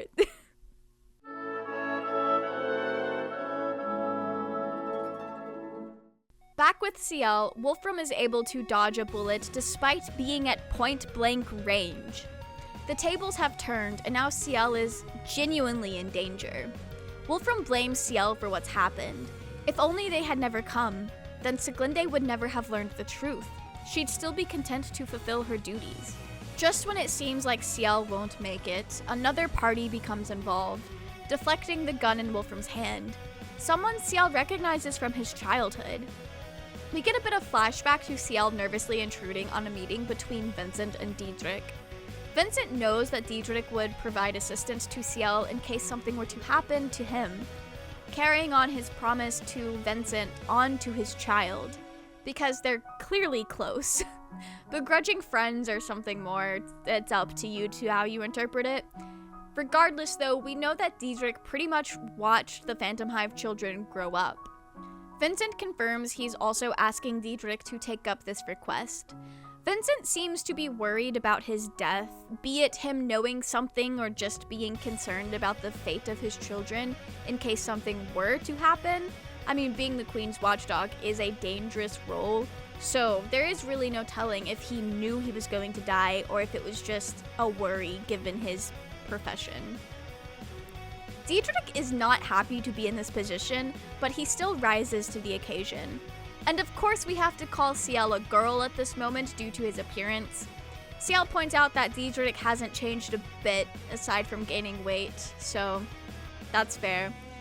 Diedrich doesn't appreciate being called his given name, and Ciel is not someone who is allowed to. He is not Ciel's pretend butler. He's able to fight off Wolfram though, which is really great. Diedrich has come directly to Ciel, though, because the boy has gotten himself involved in a top-secret affair, and it is not the poisonous gas. Just as he says that, something is shot towards them. Something incredibly powerful, something that shakes the ground. Ciel, for the first time in his life, sees a military-grade tank. The gang now has to run from Germany's latest armored land ship. A Panzer? I think it's Panzer. I'm not very good at pronouncing German. I'm doing my best out here. I'm fighting for my life. I don't hear a lot of German. Anyway, things really are shaping up to be a military political conflict between Germany and England. I wonder where this is going to go. And that's not me saying that because I know where this is going to go, because we're at the point of the manga where the things that are being built up have not paid off yet. So that's cool.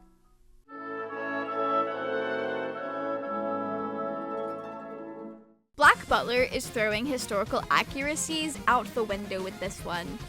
FYI, tanks were not invented until 1915, which isn't too far in the future from Black Butler's time period, but far enough to feel off for some people, but honestly that's part of the fun. Something is going on here. These tanks were made to bring the heavy cannons of battleships to land, and England has been working on them as well, but as far as Ciel knows, they are still a work in progress, nowhere near as advanced as Germany. Diedrich wonders what Ciel's plan was, especially now since things have changed so much for him. Luckily, Diedrich knows about a railway nearby that they can use as an escape. But Ciel is at his physical limits, just in time to be targeted by the cannon. I do want to point out here, Diedrich keeps calling him son, even calling out to him. I think he calls him son partially because he may have had a hard time keeping up with which twin was which, but also because, to some degree, I do believe he genuinely does care for this child. He cares for Vincent and the Phantom Hive family because despite what he says, that was his friend. They are very obviously friends, at the very least. We know Dietrich was trusted by Vincent, and I think it's pretty clear that their relationship was close. Dietrich may put up a cold front, but these two were friends. And I don't know about you guys, but if my very good friends have kids, I'm going to care about their well-being the well-being of their children because that's my friend's kid.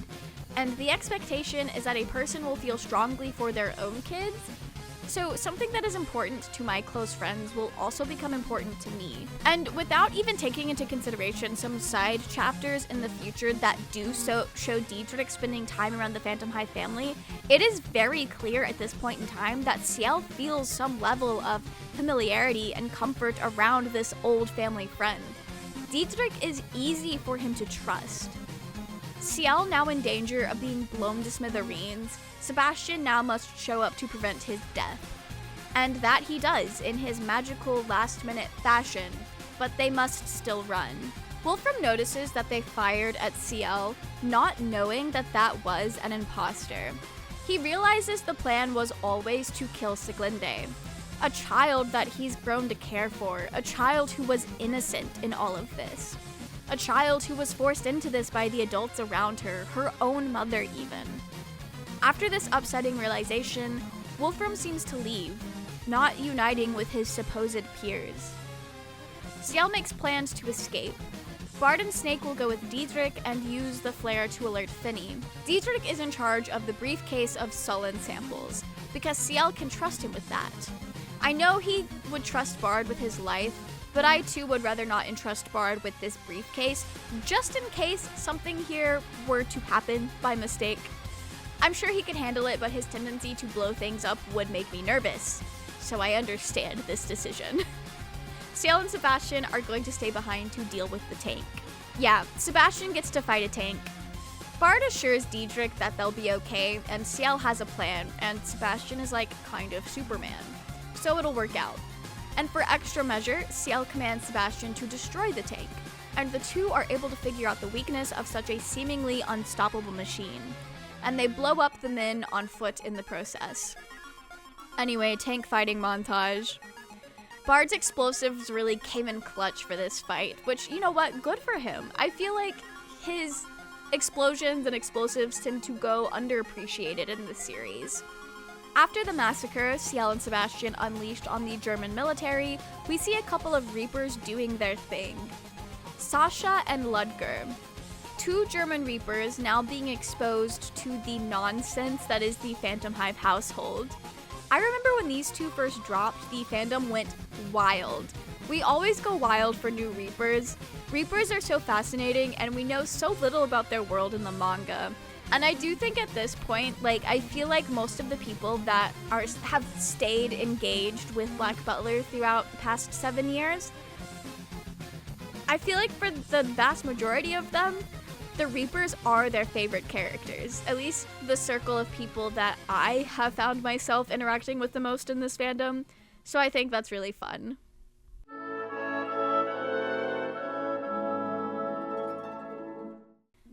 The two Reapers seem to be interested in what's going on here. Sasha more so than Ludger. Sasha is expecting some large-scale conflict to occur. I mean, it's Great Britain versus Germany. What could possibly happen next?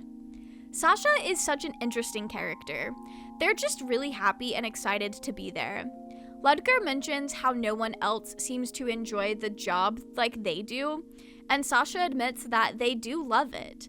They're even glad they became a Reaper.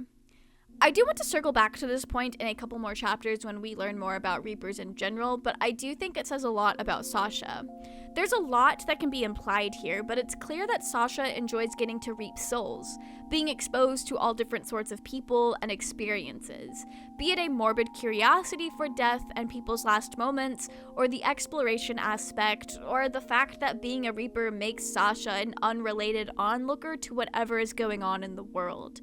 They can't be affected by tragedy, so they can do what many of us do today. watch from afar as things unfold across the world, either taking interest in the plots of it all or treating it like some fiction the way commentary YouTubers do whenever there's stuff going on with celebrities or internet people. Luckily for everyone involved, since Ciel is present, the Reapers don't actually have to do anything about Sebastian. But Ciel's personal history is particularly intriguing to Sasha. Something about his role as the one who takes on the dirty work of the British royal family, and to be fair, that is a very interesting and fascinating concept, whether it ties to Sasha's own history or is just a wild thing to learn about, especially if you're just some random person, some random civilian finally learning about the corruption and the secret things going on with the people in power. However, as they are talking about this, Ciel seems to notice their presence, recognizing their uniforms. He points them out and asks Sebastian if they are in fact Reapers. Sasha and Ludger are shocked that Ciel even noticed them, though. They speculate if he noticed them because he's already got one foot in the grave, having become contracted to a devil. But there's also the question of his lineage, something that runs in the family. We get a glimpse of his family tree, well, specifically Vincent's side. Fun fact, Claudia only lived for 36 years, it seems, which is a pretty young death. But we did know that Vincent took on the role of Queen's Watchdog at a young age as well, so that checks out. But Vincent's father, Cedric K. Ross, is the main point of interest here. The years of his death and birth are blocked. It is widely speculated that this is intentional, blocking information that would not add up. This is often used as supporting evidence that Undertaker is Vincent's father. His birth date and death dates wouldn't add up with Claudia, especially since the theory only works if Undertaker was already a Reaper during his relationship with Claudia. There's also the point that German Reapers are saying there's something weird about Ciel's lineage, something that lets him be sensitive to the presence of Reapers.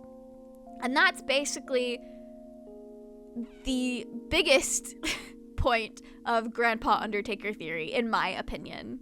One point that is interesting, though, about the family tree is that Claudia and Cedric's parents are blurred out. Not written clearly, but the shapes where numbers should be suggests that one of Claudia's parents lived for a long time. I'm talking born in the 1600s and died in the 1800s, which seems odd, but these could also just be random shapes.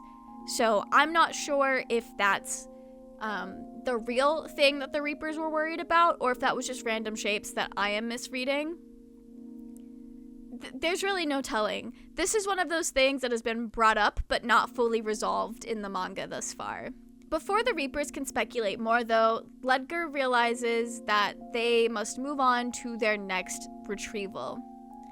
Sasha does wave goodbye, though, which was really cute. They've got such a fun personality. Ciel seems to like these two much better than Ronald, Grell, and William, since they kind of just left them alone. Swapping gears, we get to see Tanaka in action. Normally, you don't bring a melee weapon to a gunfight, but he makes it work. It also helps that Mei Rin is backing him up with her sniper. They spot the flare, and it seems like the gang will be uniting together once again. Diedrich has located the rail station that was hidden underground. Snake is able to hear footsteps on the other side of the door, though, warning Diedrich that there are people inside. 6 or 7 humans, to be exact. Diedrich makes a comment about how Ciel has hired some weird people and that his taste in personnel run different from his father's. I wonder what he means by this exactly. Did Vincent prefer more traditional servants? Servants trained in combat, much like Tanaka seems to be? Compared to Ciel's loosey-goosey, specifically skilled to the supernatural sense servants, I could see how that would feel really different. Lucky for them, though, people being inside would indicate that this place is still being used, which means they'll have an easier time escaping, but they must fight their way through, which is done so smoothly we don't even get to see it. Finny, Tanaka, and Mei Rin arrive to the scene, being led by the snake Keats. Everyone is safe. They work together to get the train moving, and they're off. Just as things get moving, Wolfram arrives, calling out to Siglinde. He's holding a gun, and for a moment it appears that he's going to shoot her. But we then see that he shoots one of his peers instead, effectively saving Siglinde's life and confirming to the reader that Wolfram is abandoning his duties for the sake of Siglinde. Wolfram chases the train, apologizing to Siglinde and telling her that she doesn't have to forgive them. However, he wants to say his piece. He's shot through the back by a military personnel, though, before he can really get through it. Wolfram falls. The military personnel aims to shoot Siglinde as well, but Sebastian arrives just in time to neutralize her. With what seems to be his dying breath, Wolfram reaches out towards Siglinde, telling her that she is in fact no witch. Just a girl. An ordinary girl. His parting words to the child he had been taking care of for years. Essentially his daughter.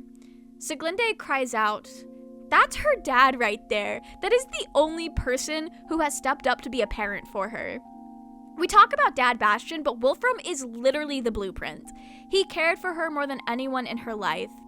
He stepped up at the end and did what he could to protect her, which is more than her own mother did. Dad Wolfram for life.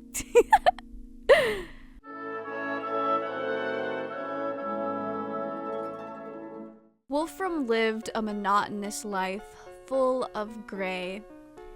All he did was fight for the state, cruel, inhumane training, treated like tools rather than people. But all of that changed the day he was assigned to a new special unit and given a name. At first, he was not happy about this. A tool created for murder. He wasn't made for taking care of a child. He wasn't trained for how to deal with the warmth that would be brought into his life. Because of Siglinde, Wolfram got to experience life for the first time. Got to know the brilliant hues of the world and what it means to have something to fight for. This explains the guilt he's shown throughout this arc. He's grown to care for Siglinde, to truly love her the way any caretaker would grow to care for a child. And Siglinde cares deeply for Wolfram.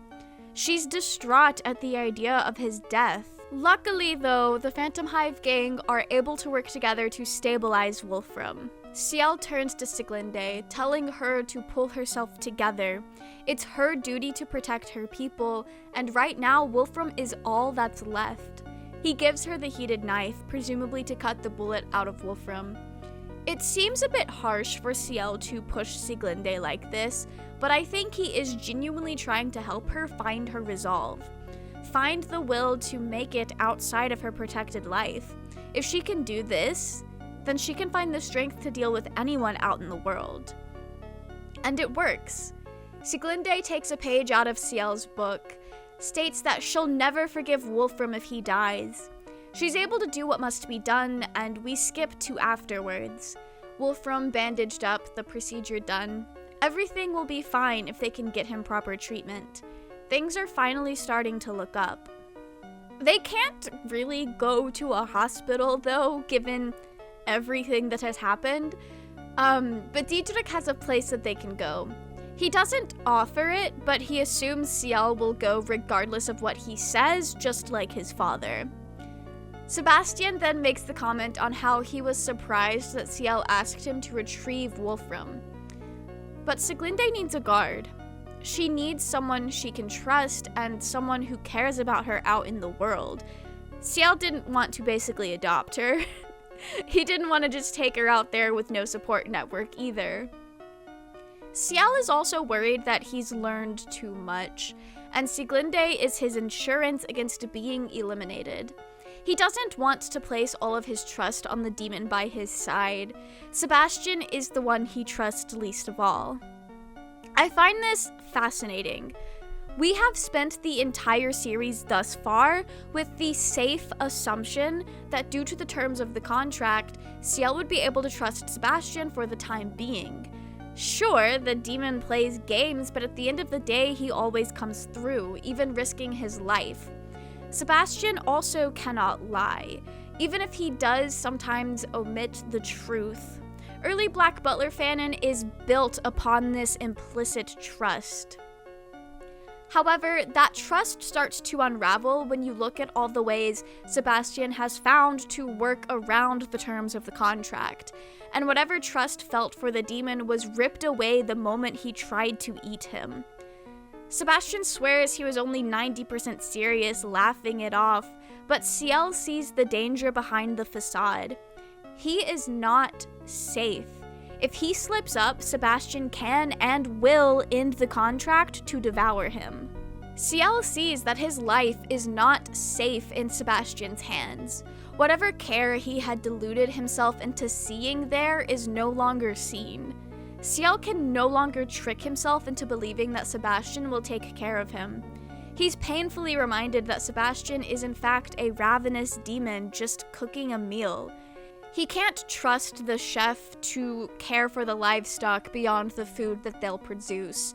This is a very pivotal moment in Ciel and Sebastian's relationship, regardless of how you read their dynamic. Things are changing for them, at least in Ciel's mind. And this is huge. It's further clarification of what's really going on behind the scenes. It's further clarification of the distrust, the dislike that we see between the two, and it's something that may potentially play a bigger role in the future. It also just gives me personally a lot to chew on when writing fanfic or reading fanfic or just interacting with fan work. It's such a tragic detail of the series, I think.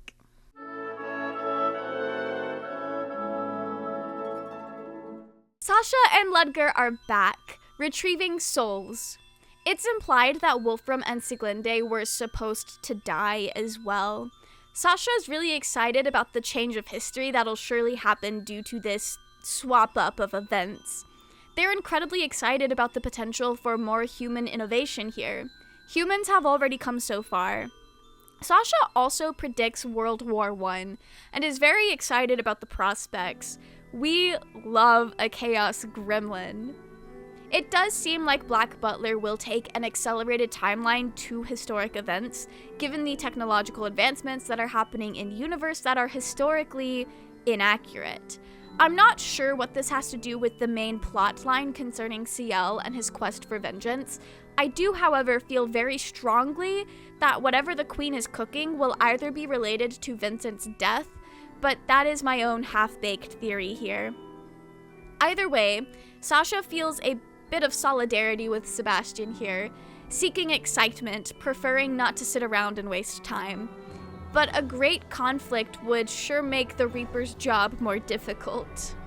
Ready to complain about not clocking out on time, William shows up with Grell in tow. Sasha hands William the documents, likely stuff relating to Sieglinde and Wolfram and whatever Germany is cooking.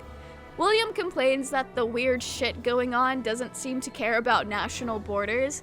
That tells me that we are ramping up to something huge, some sort of conflict between England or Great Britain and Germany.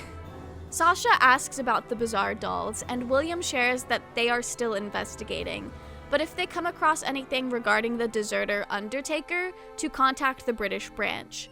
We then get some Reaper lore drops. Sasha and Ludger ponder on what would make a Reaper dessert.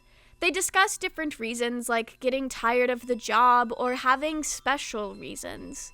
We get a cameo of Eric and Alan from the Black Butler musical, The Most Beautiful Death in the World. These two deserted due to their bond with one another. The quick and dirty, Alan was dying of an illness specific to Reapers, and Eric was collecting 1,000 pure souls in an attempt to cure him. It's a narrative driven by love, be it platonic or otherwise. This story is not really compliant with Black Butler canon, but the reference to their desertion being for love or human connection felt very important here. It's also just neat to see them. I remember when this chapter came out, I was reading it in class. I was still in high school at the time, and I lost my mind over it, trying to explain to my then partner why this was such a big deal to me. After this speculation, Sasha drops the biggest change in Black Butler lore. Reapers were once humans. Humans who took their own lives and were now punished. working to the bone until they atone for the crime of being miserable and killing themselves. The idea being that Reapers are captive audiences to death, being forced to witness their earthly regrets and desires for a life, something most Reapers would find depressing. But this drop of information, the origin of Grim Reapers, gives us a lot to think about. All of our beloved Reapers, Undertaker, William, Grell, even Ronald, were so dissatisfied with their lives, so miserable, put in a position where they could not continue to live. So they took their own lives.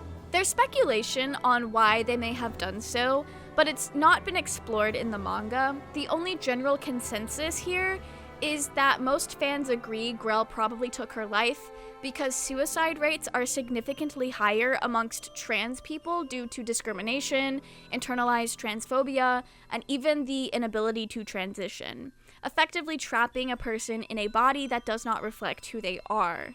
And going back to Sasha's excitement for the job of being a Reaper, it's very fascinating that they seem to be so into this and into the exploration and the retrieval of souls. And it makes me wonder what their life was like when they were alive. Were they somebody that, like Sieglinde, was so sheltered and unable to experience the things that life has to offer, and that's why they enjoy being a Reaper so much? Or is it something else that I'm just not even putting a pin on? Again, just like with the other Reapers, all we can really do is speculate based on the little bit we see of these characters, and there's no information to really tell us one way or the other what happened here. Safely escaping from the forest, Ciel and the gang arrive at Disgraced, where they're able to decompress and figure out what's next. Also, Tanaka seems to be friendly with some of Disgraced's servants, having a bit of history likely due to Disgrace and Vincent's friendship and partnership. The man also mentions that Ciel has a bit of Vincent in him. I've seen this be taken as a joke that Vincent may have also had to cross-dress for missions, but it's also just a thing people say when meeting the kids of people they've known. Oh, you look so much like your father. The apple doesn't fall far from the tree. That sort of thing. Now that he has the time to think, Ciel wonders how much the Queen actually knows. Did she realize what she was sending Ciel into? All that's clear is that Germany has made great progress in their tools for warfare, and now Great Britain has gained these tools as well. This progression is amusing to Sebastian, mirroring the detached onlooker perspective that Sasha showed. He has no dogs in this hunt, but he's still going to have fun watching the show. Afterwards, Ciel is able to converse more in depth with Disgraced. It turns out that Undertaker was just there. He had dropped in while out of the country attending business in France. No one knows what he's been up to, but I'm sure it'll be important. I do want to say that, one of the big pivotal moments in season 1 of the anime involved going to France. But it's less so that, there was something important in France, and more so that just, so happened to be where they were going. But there's all these little, tiny details that seem to line up. But I'm also just insane about this series. During Undertaker's visit, he seemed to be pretty jovial, poking fun at Disgraced, because God forbid a fat person exists in fiction without it being a joke. However, behind the jokes, Undertaker carried a sadness, grief. Tears streamed down his face while looking at a photo of Vincent. Undertaker mourns this loss. Poor thing was burnt to ash. Even the marrow of his bones were gone. But what he says next holds great importance. Undertaker shares that the Earl of Phantom Hive still lives. Ciel is shocked and a little bit confused. Disgraced brushes it off though. He can never understand what the guy is saying. Undertaker is a little silly most of the time, but that does leave us with the question of who Undertaker was talking about. Ciel wonders if that was in reference to him, or... The thought is left unfinished. The twin not completely revealed just yet, but with hindsight, or with the twin theory in mind, it's clear as day. He is speaking of the rightful heir to the Phantom Hive estate, the real Earl of Phantom Hive, not the spare. Sebastian also looks a bit bothered by this, perplexed maybe? He knows that the real CL cannot be alive because he is the one who ate the kid's soul. So what on earth does Undertaker mean by this?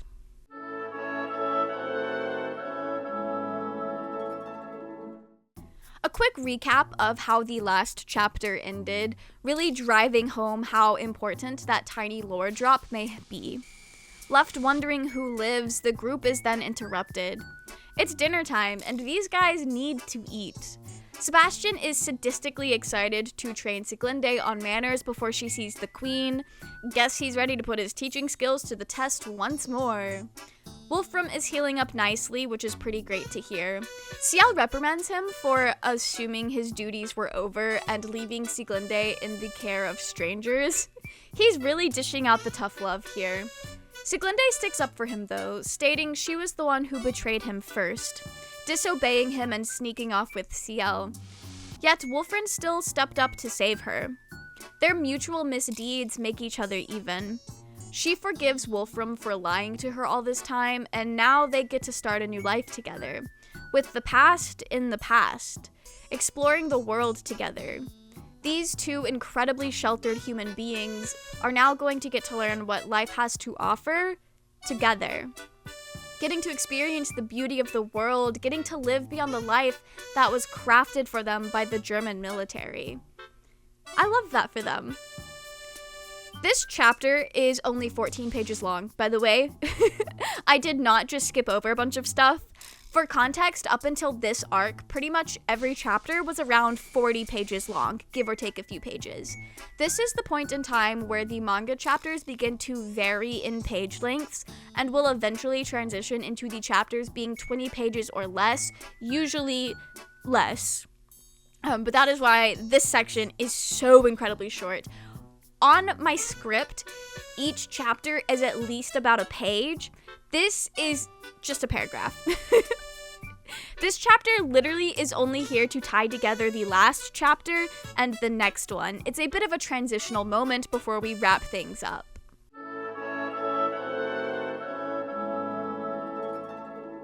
With things wrapped up in Germany, it's time to head back to London. Wolfram and Sieglinde are in disguise so that they can travel safely. There's a cute moment where Diedrich tells Ciel not to cause trouble next time, and Ciel takes that as him inviting him back, to which Diedrich responds to never come over again. Maybe I'm crazy, but to me it seems pretty clear that Diedrich is all bark and no bite.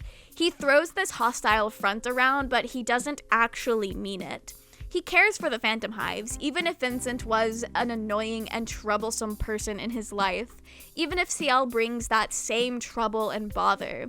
If he didn't care, Diedrich never would have stepped up to begin with. He would have never made good on his word and showed up to help Ciel during this arc. So, I think that he's just harsh on the outside, but somewhat of a softie on the inside. I have no genuine reason to think that other than my own interpretation of his actions and the way his actions don't necessarily match his words. Sieglinde is ecstatic to see the world. For the first time ever, she's witnessing the train, a scenic ride through the countryside, the ocean, London. Once they arrive in London, she no longer has to don a disguise and is able to take everything in without worry or the extra, sensory thing of wearing a wig. I don't know if you guys have ever worn a wig before. I love wearing wigs, but sometimes it can be a lot. But she doesn't have to worry about that anymore. Sebastian does tell them, though, that Wolfram and Sieglinde must only speak English in order to avoid standing out. Ciel is setting the deadline for getting Sieglinde ready to meet the queen, and they only have 1 week to get her acclimated and trained in etiquette and manners and good enough at English to communicate with the queen. But first things first, it's time to visit Nina and get Sieglinde a wardrobe befitting of a young girl in London. And Sebastian gets roasted. It's a wonderful time. Nina is very, very excited about this new project. Sieglinde has a very different aesthetic than Ciel and Lizzie, and the colors that would work well for Sieglinde are not the same colors Nina usually gets to work with in terms of Ciel's fashion or even what she makes for Lizzie. And she is so inspired. She's imagining this gorgeous white dress with emerald accessories, and that's exactly what she makes. Nina takes Sieglinde back into her workshop with apologies for the mess. She mentions that she just got a large order of costumes for a singing group. The gasp that I gusped. I have not reread this arc before, so this was not foreshadowing that I picked up on the first time I read this. I didn't realize that the foreshadowing for the Starlight 4 group from the next arc was going on here. That was really exciting to notice. Sieglinde seems to be intrigued by the portraits on the wall of women with short hair and asks Nina for a favor. She comes back out with a cute new dress and an adorable bob. Everyone is shocked, and Sebastian is disappointed at the loss of the formal style, but he'll get over it. She looks great. The group heads home to the townhouse where Soma and Agni are excited to host. Soma is jealous that Ciel did not invite him to go to Germany, but he seems to be very curious about the new guest, at first assuming Sieglinde is a concubine, which for those who don't know what this word means, it's kind of like a prostitute, a woman who's taken in for the sole purpose of sexual intimacy, but not an actual partner. Wild of Soma to make this accusation and say that Sieglinde is different to Lizzie, but the misunderstanding is brushed away, likely just included for the consistent theme that Sieglinde's brand of comedic relief is sex jokes. It's now time to teach Sieglinde table manners, and Sebastian isn't afraid to be a stern and scary teacher. Not all that different from the way he taught Ciel. It's frustrating and stifling. Sieglinde is having to learn gender roles and stiff social norms of the Victorian era, and she feels more bound here than she did in the village. Honestly, I can't blame her. She's going from a matriarch society into a patriarch society, so that's going to be a big difference. And Sebastian is also just a harsh teacher, and there's so many arbitrary rules for her to learn and keep up with. There's a reason this level of etiquette fell out of fashion. But not only does Sieglinde and Wolfram have to adapt to these new customs, they also have to learn English and improve their pronunciation. And Sebastian's method of helping them do so is essentially torture. Sieglinde has had enough. She storms off to complain to Ciel, and they end up tripping, with Ciel falling on top of her, a classic anime bullshit moment. Icing on top of the cake, though, Lizzie shows up just in time to see what she thinks is Ciel coming on to another girl. She's rightfully upset and attacks him. Sebastian stops her from actually hitting Ciel, and they're able to peacefully resolve the misunderstanding. Lizzie is incredibly embarrassed by her assumptions. I do think it's funny that Ciel was more accepting of death in that moment than he was facing a tank. Goes to show Lizzie's power. Lizzie does seem to welcome Sieglinde into their makeshift friend group, even offering encouragement. Lizzie thinks that Ciel was unfair and that Sieglinde would have an easier time learning if they did these lessons together. Solidarity and support go a long way. Lizzie is honestly so kind, and she's so welcoming. She even nicknames Sieglinde Sully, short for Sullivan. I don't think these kids were learning to say Sieglinde. Sullivan is her last name, and that's probably... I don't really know why the series refers to her as her last name the whole time. I just like saying Sieglinde, which is why I've been using her first name. But Sullivan is just a lot easier to say and spell, so that's probably a big factor on why that's the name the series has defaulted to for her. But Sully is a really cute nickname that I think fits her very well. So the whole group takes to learning how to be a lady, including Ciel, who is exhausted by the end of it. He doesn't really get why he needed to do all that. That's not how Ciel shows his love and care for others. He's not really a quality time guy, and is also a bit selfish, but it does seem to bother him that he is seen as heartless. But he could stand to be more outwardly empathetic here. It doesn't need to be an extreme situation for him to feel empathy. Ciel and Sebastian do get into a little bit of a fight, with Ciel feeling insulted and lashing out at Sebastian, once again talking about him as if he were a heartless monster, not caring for the feelings of humans and willing to do the most cruel things on an order. That is how Sebastian seems to Ciel at this moment. That's how he sees the demon at his side. And that's pretty much the end of the Emerald Witch arc. This chapter replaces the silly, unrelated chapters in between arcs, and this is the point in the manga where the story arcs start to blend together more seamlessly. Everything is connecting and leading into the next thing without clear separation. Honestly, I think I would even consider the next chapter, which is the start of the Blue Cult arc, as also part of the Emerald Witch arc.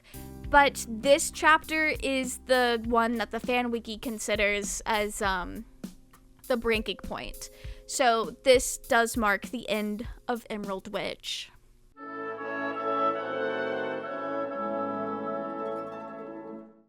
Okay, so my thoughts. This arc is honestly really cool and has such a strong tone and aesthetic theme.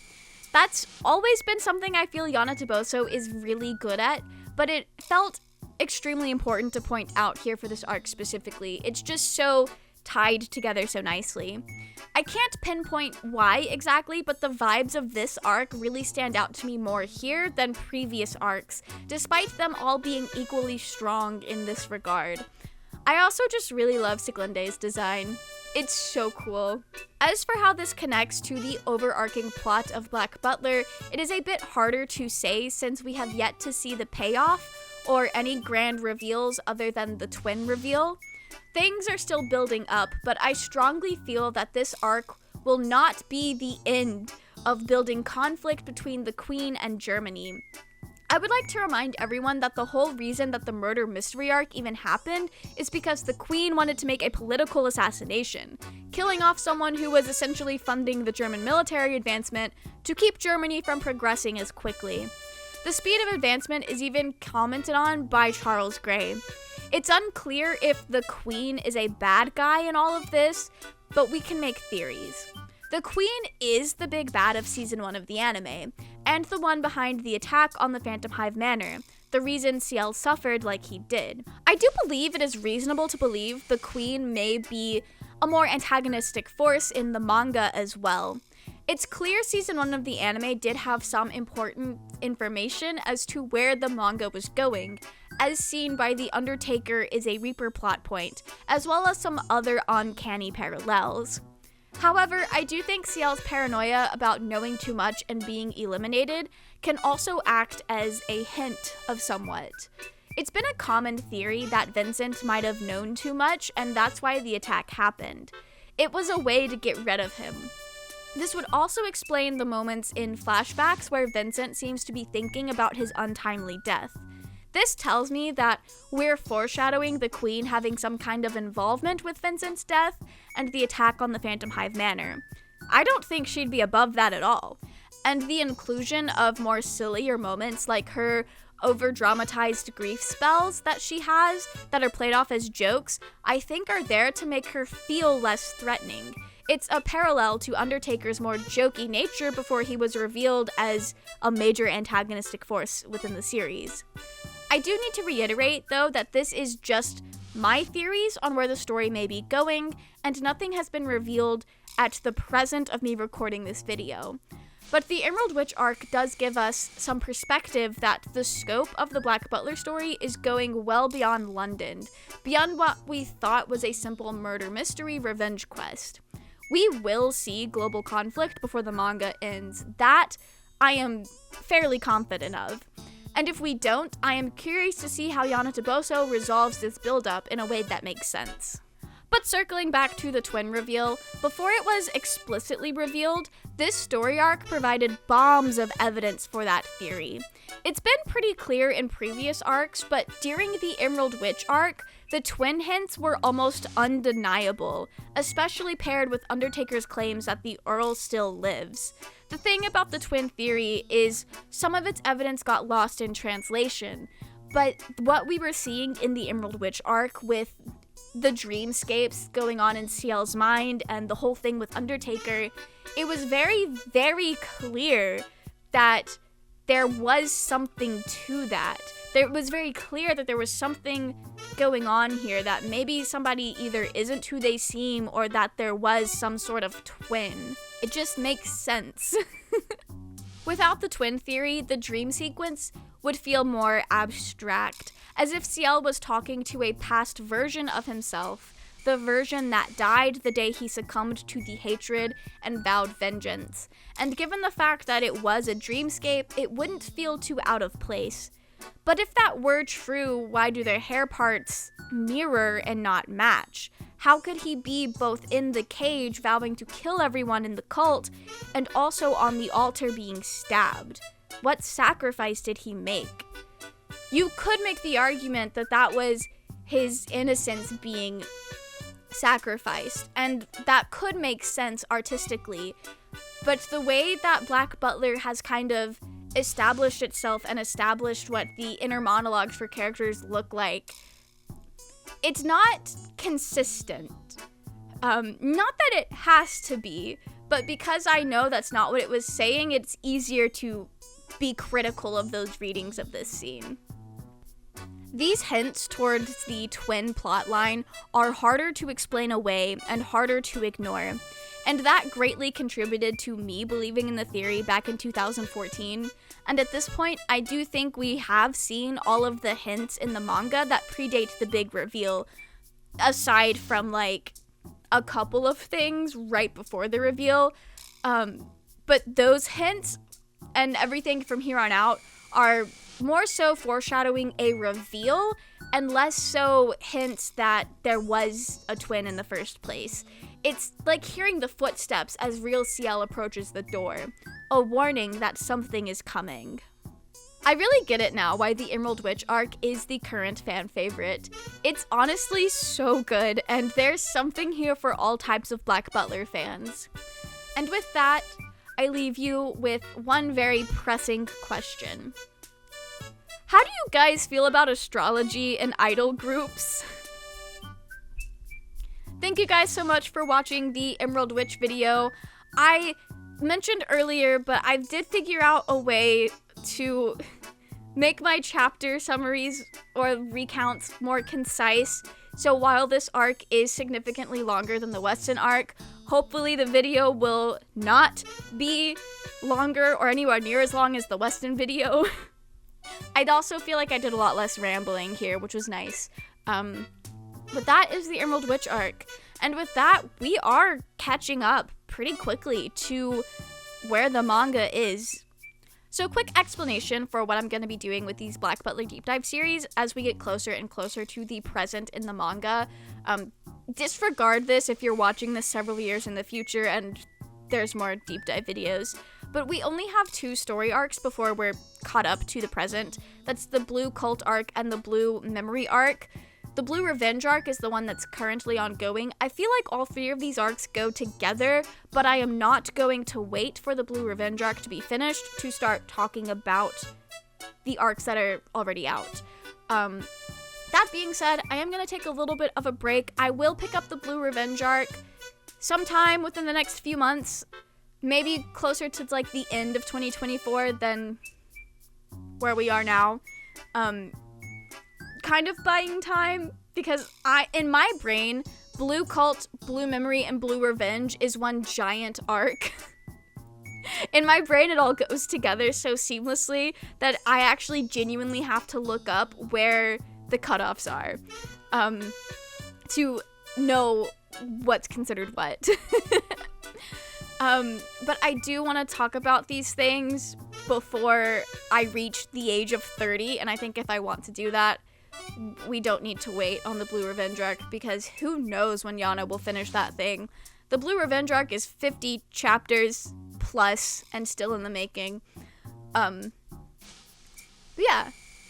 Thank you guys for being so patient as I slowly put out these Black Butler deep dive videos, and I'm gonna go ahead and preemptively thank you guys for waiting during our little hiatus. There are some like smaller Black Butler videos I want to talk about. There are a few silly things like the Devil 6 chapter or like the Rainbow Butler anthology that I'll probably talk about at some point between now and Blue Revenge.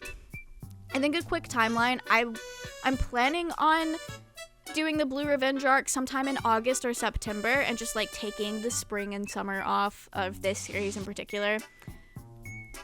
So that's a little bit of a timeline, because I know some people like having timelines and knowing when to look forward to things. I have a lot of fun making these deep dives, and making this one was particularly like really, really fun for me because, as I mentioned before, this is my first time rereading the Emerald Witch arc, and basically everything from here on out, it'll be my first time rereading it, so I'm gonna be making a lot of connections and having a lot of fun with those connections from here on out. I can't believe I've been working on this deep dive series for an entire year now. That's wild. Anyway, thank you guys so much for going on this journey with me. I think I'm gonna end the video for real now before I just start rambling about the process of making the Black Butler deep dives. I'll see you all in the next video, whatever that may be, and while the deep dives are on break, I will definitely still be making Black Butler videos sprinkled in with the Baldur's Gate and other miscellaneous anime series and manga series that I decide to talk about. Anyway, I will see you all in my next video, and if you only watch the deep dive series, I will see you all at some point in August or September for the Blue Cult arc. That's it for me, for real, for real. Goodbye!